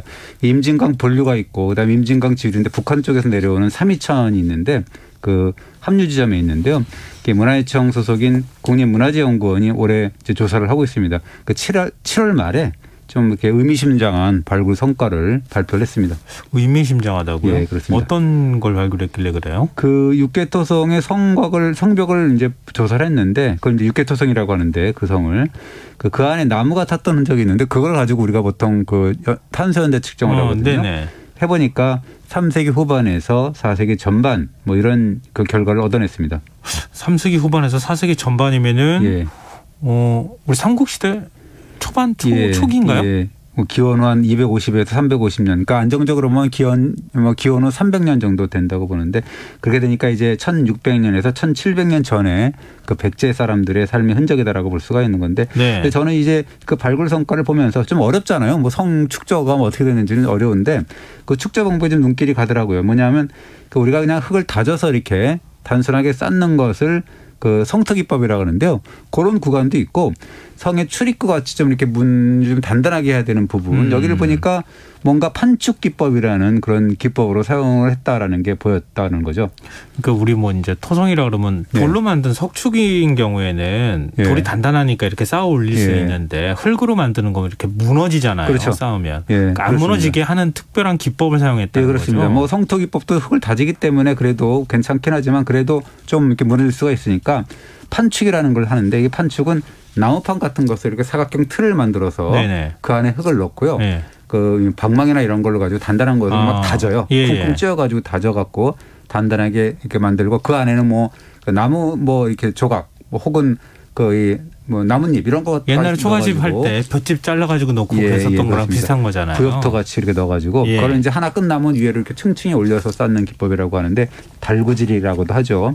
그래서 이제 이렇게 쌓으면 송곳으로 이렇게 찌르려고 해도 들어가지도 못할 정도로 굉장히 단단해지거든요. 이렇게 이제 판축 기법으로 그 싼 성이 유명한 것이 이제 풍납토성이죠. 그럼 풍납토성하고 거의 비슷한 기법을 사용했다. 예, 그 아무래도 이제 육계토성이 지방이니까 그리고 풍납은 도성이잖아요. 그래서 이 풍납토성처럼 모두 이렇게 판축을 한 건 아니고 그 뭐 성토로도 했다가 그 좀 단단하게 해야 될 부분은 이제 좀 그 판축으로 하는 뭔가 좀 공력이 그 풍납보다는 좀 덜 들어가는 그런 스타일이죠. 풍납 같은 경우에는 다 판축 기법으로 아주 단단하게 쌓아서 높게 올리는 이런 방식이었는데. 도성이기도 하고 또 기술자도 많고 사람 동원할 수 있는 사람들도 많았을 거 아니에요. 그러니까 그렇죠. 그러니까 여기는 뭐 그 정도는 아니지만. 그 정도는 아니고 지방. 근데 지금 그 기법상으로는 서로 간에 공통점이 일부가 있는데요. 어느 성을 먼저 쌓은 겁니까? 아무래도 그 풍납토성을 먼저 쌓고 이제 그 임진강변에도 이런 그 미니어처를 좀 쌓아야 되겠다. 뭐 이런 생각을 걸어서 축조했다라고 봅니다. 그리고 성벽의 둘레가 풍납토성이 한 3.5km 정도 되거든요. 그러니까 그 정도의 반, 1.8km 정도 됩니다. 근데 풍납토성과 비슷한 성이 있다는 사실을 그동안 몰랐었습니까?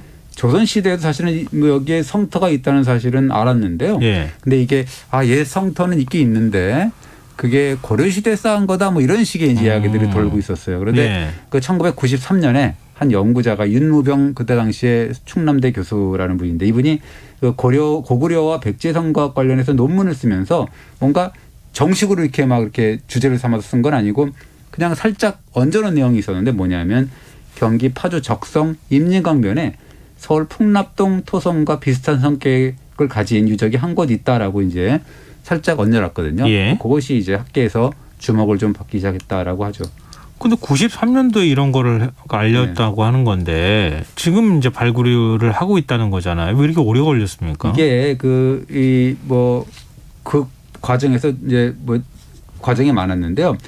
당시 1996년에 임진강변에서 엄청난 홍수가 일어났어요. 그래서 2박 3일 정도인데 1년에 내릴 비의 한 반 정도가 오는 그런 엄청난 이 홍수가 났는데 그 당시 포천에 살면서 민통선과 이 비무장지대에 관련해서 자연 역사 유적에 정통한 분이 있습니다. 이분이 이제 이우영 씨라는 분인데 이분이 이 홍수가 난 지 한 달 정도 뒤에 홍수로 엉망이 된 이런 지점들을 답사하다가 뭔가 이게 육계토성에서 수마가 얽히고 간 그런 자국들이 이렇게 남아 있는데 그 바닥층을 보니까 엄청난 양의 토기편, 철제 유물들이 노출되어 있다는 것을 이제 발견을 했죠. 그래서 신고를 했고 그 신고를 받은 경기도 박물관이 1996년에 긴급 수습 조사를 했습니다. 그럼 조금 더 빨리 했었으면 좋았을 텐데. 그러니까요. 근데 그 땅이 사실 경작지였거든요. 사유지였기 때문에 사실은 이렇게 마음대로 할 수 있는 부분은 아니었죠. 그리고 발굴 조사도 쉽지 않았던 게 이 주민들 입장에서는 이게 무슨 문화재냐. 그리고 농사 지어야 되는데 빨리 긴급 조사를 하는 거니까 빨리 끝내라. 이렇게 하는데 발굴단 입장에서는 막상 시작을 하니까 쉽지 않은 게 뭐냐면 계속 유구와 유물이 나오고 그리고 그 당시 그 적경 지역이기 때문에 뭔가 홍수로 이렇게 막 왔다 내려온 지뢰 이런 게 있어가지고 유적 전체에 나대는 거고 이러니까 이제 어려웠죠. 그리고 조사 구역은 넓고 시간은 없고 이런 식의 조사가 이루어졌다고 합니다. 정말 고생했겠는데요. 지금 지뢰 탐지부터 먼저 하면서 하나하나씩 해야 되는 상황이잖아요. 그러니까 이제 한겨울 12월까지 이제 1996년 12월까지 발굴이 이어졌는데 이게 견디다 못한 주민들이 너무 늦어지니까 그러니까 중장비와 덤프 트럭을 동원해서 발굴장을 막 흙으로 이렇게 덮어버리고 그러니까 그러려고 이제 들이닥쳤습니다. 근데 그 구간이 한양대 조사단이 담당을 했었는데 당시 여성 조사원 한 명이 흙을 막 쏟아부으려고 이제 덤프 트럭이 뒤로 이렇게 딱 서 있는 거기에 앉아가지고 그 조사단 차라리 날 묻으라 이런 식으로 해서 이제 지켰다고 하는데요. 그 젊은 조사원이 어떻게 보면 목숨을 건 유적 사수였다고 볼 수가 있죠. 꼭 이렇게 해야 되나 이런 생각도 드는데요. 근데 조사 결과는 어땠습니까? 그래서 이게 조사를 해보니까 한성 백제 시기의 전형적인 당자형 이렇게 사각형 형태 그리고 철자형이라서 이 한자로 철자가 있지 않습니까? 네네. 그리고 여자형이라 그래서 여자형 주거지 이런 게 쏟아져 나왔는데 백제 토기를 비롯한 각종 유물들이 이제 출토가 되었죠. 그래서 이 발굴 성과에서 96년 정도에 97년 정도에 이게 이 성이 3년 전에 윤무병 교수가 풍남리 토성과 판박이성이라는 증거 이런 것들을 좀 뭔가 확보를 할 수가 있었죠. 근데 그때 발굴할 때도 판축기법까지 확인을 했습니까? 아닙니다. 그때는 이제 성까지 이렇게 성벽까지 째보지는 못했고요. 판축기법은 요번에 이제 확인을 한 겁니다. 그 당시에도 이제 출토 유구 유물을 바탕으로 해서 그리고 이거 입지 조건 있잖아요. 그걸 바탕으로 해서 좀 비교를 해보니까 육계토성과 풍납토성이 이제 항공사진 지도를 보면 알 수가 있는데 이 풍납토성도 북서쪽으로 한강을 끼고 강안을 따라서 이렇게 강변에 축조된 평지성이란 말이에요. 근데 육계토성 역시도 북서쪽으로 이렇게 임진강이 흐르고 있고 그 강안을 따라서 이제 축조된 평지성이다. 그리고 이 두 성은 모두 도강이 가능한 되게 교통로의 중심지에 있었다라는 공통점이 있었죠. 그때는 아무래도 배가 굉장히 좋은 교통수단 중에 하나였을 테니까요. 아무래도 이제 그 통행로 이렇게 교통로가 없었으니까 배로 가면은 빠르잖아요. 근데 그리고 강이 고속도로 역할을 한 거라고 볼 수가 있는 건데 그리고요 그 두 성 모두 다 평지성인데 그 배후에 청야수성을 위한 산성을 배후에 두고 있었다라는 공통점을 갖고 있는데 이 풍납토성의 배후에는 남한산성이 있잖아요. 그리고 육계토성의 뒤에는 칠중성이라고 해서 이 일곱격이라는 의미예요. 칠중성 그런 성이 버티고 있는데 우리가 청야전술이라고 하면 외부 세력이 침공을 하게 되면 식량과 같은 보급품을 모조리 이제 없앤 다음에 모든 백성이 그 배후에 있는 산성으로 들어가서 농성을 하는 거잖아요. 이 고조선 고구려 굉장히 유명합니다. 이 청야전술로 해서 그 중국 한나라라든가 수나라 당나라가 이 고구려와 고조선의 청야전술 때문에 엄청나게 곤혹스러웠거든요. 그런 전통이 있었고 백제도 이제 그런 전술을 염두에 두고 성을 조성한 거라고 볼 수가 있죠.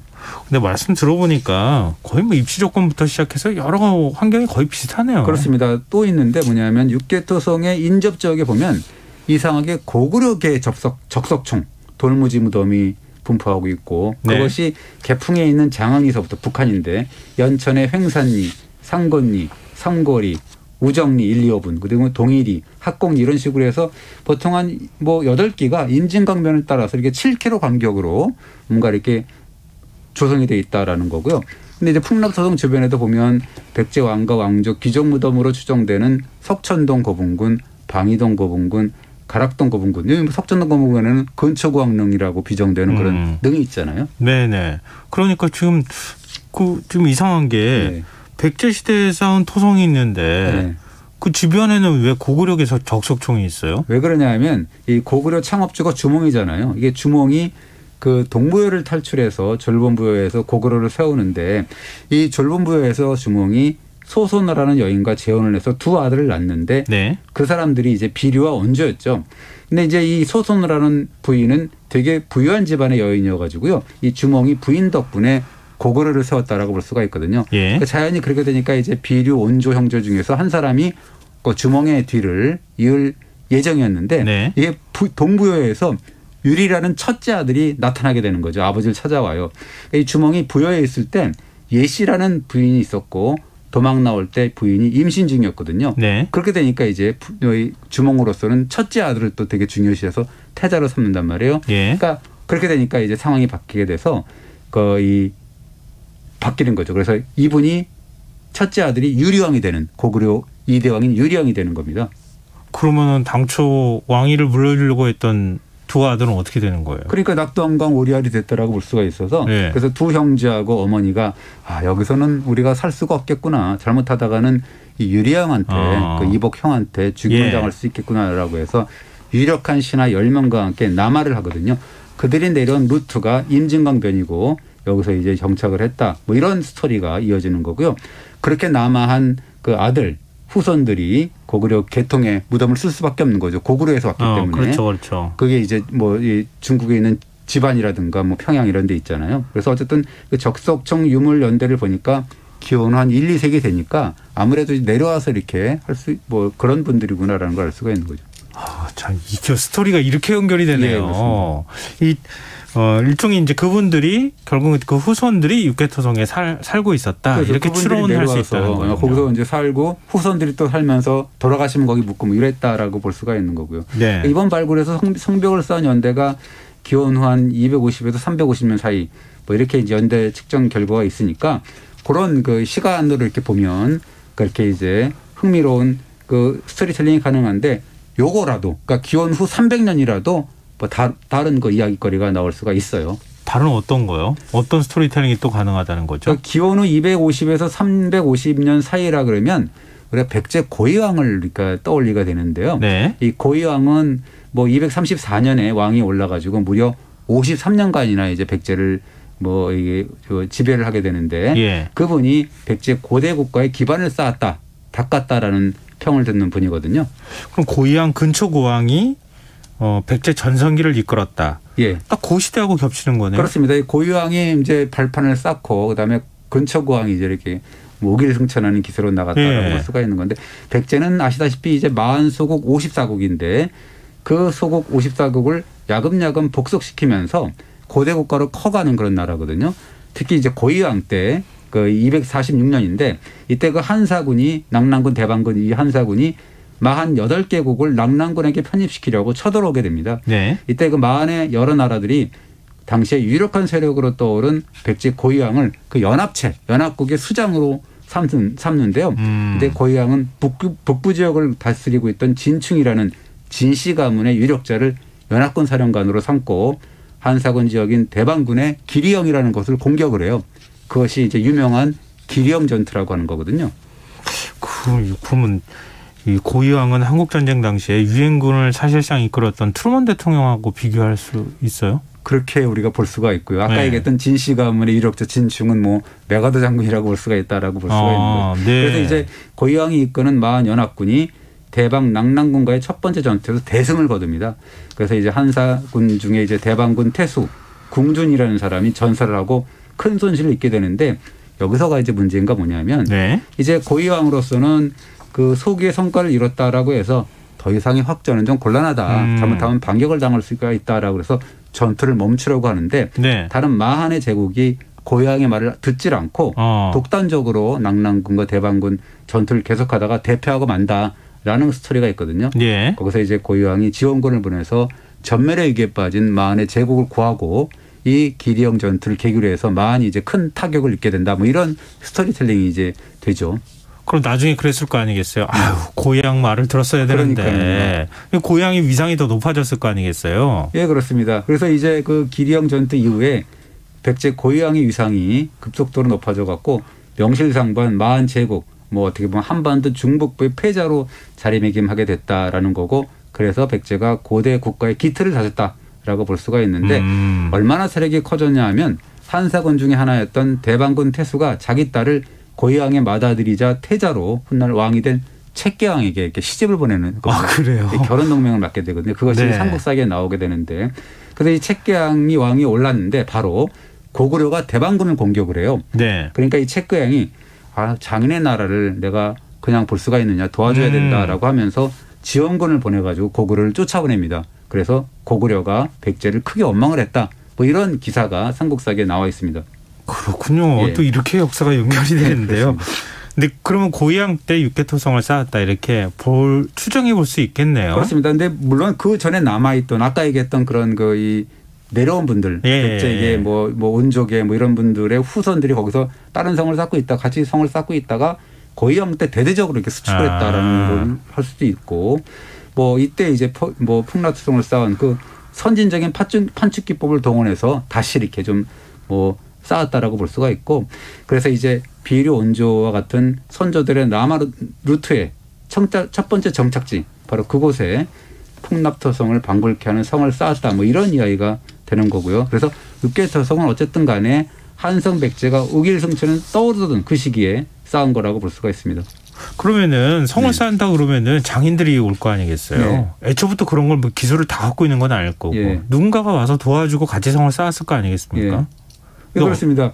그래서 이제 그런 기술자들도 와서 쌓고 그게 제대로 쌓았으면 거기에 또 다스려야 되는 사람도 있잖아요. 그래서 아까 기리형 전투 때 연합군 사령관이었던 그런 진충이라는 사람이 그 진충이라고 아주 그 진씨 가문인데요. 그 진씨 가문이 삼국사기를 보면 북부 세력이에요. 북부 지역을 다스렸던 세력이거든요. 네. 그래서 이제 이분들이 진씨 가문이 바로 이 육계토성을 다스리고 거기에 이제 어떻게 보면 영주를 삼아가지고 그렇게 다스렸던 사람들이 아닌가, 이 성을 관할하고 다스린 분들이 아닐까, 뭐 그런 추측이 가능합니다. 굉장히 일리 있는 추론을 하시는 것 같은데요. 네, 그렇습니다. 그러니까 어떻게 보면 뭐 육계토성이 풍납토성을 방불케 할 정도로 제2의 도성처럼 돼 있다면 왕족이 다스릴 수 있다라는 추정도 가능합니다. 그래서 삼국사기 비류왕주를 보면 비류왕의 이복 동생인 우복이 무슨 북한성을 거점으로 해서 반란을 일으켰다라는 기록이 있는데 이 북한성이 바로 육계토성이 아니냐, 뭐 이런 주장도 있습니다. 물론 이제 진씨 가문설이나 백제 왕족설이나 이런 것들은 문자 그대로 아직까지는 뭐 설에 그치고 있는 거죠. 뭐 어쨌든 간에 육계토성은 백제 최전성기를 상징하는 중요한 거점 역할을 했다. 이 정도까지는 우리가 생각해 볼 수 있겠네요. 그렇습니다. 이 기령 전투를 계기로 해서 임진강과 한강 유역 사이를 차지하고 전성기를 맡게 되는 그 한성 백제. 이제는 본격적으로 고구려를 겨냥한 북벌에 나서게 된다.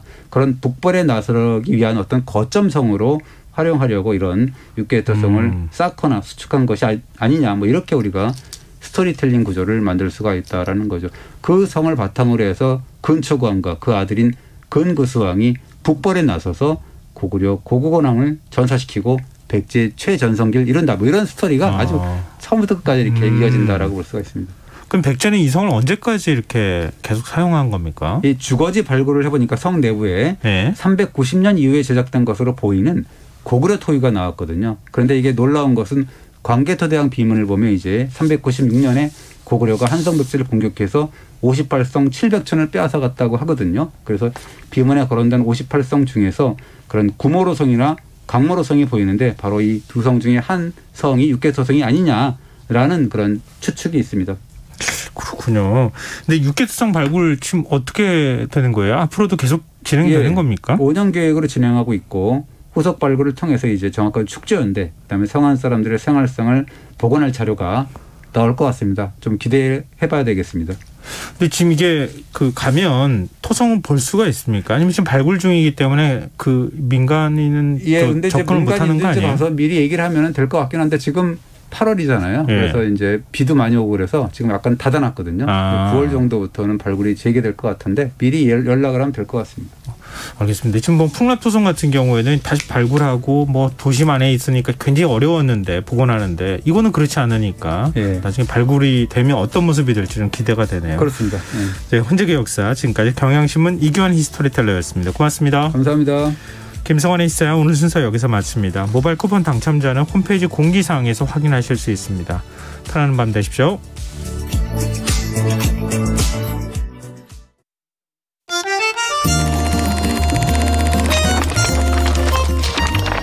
이다혜의 영화관, 정여울의 도서관.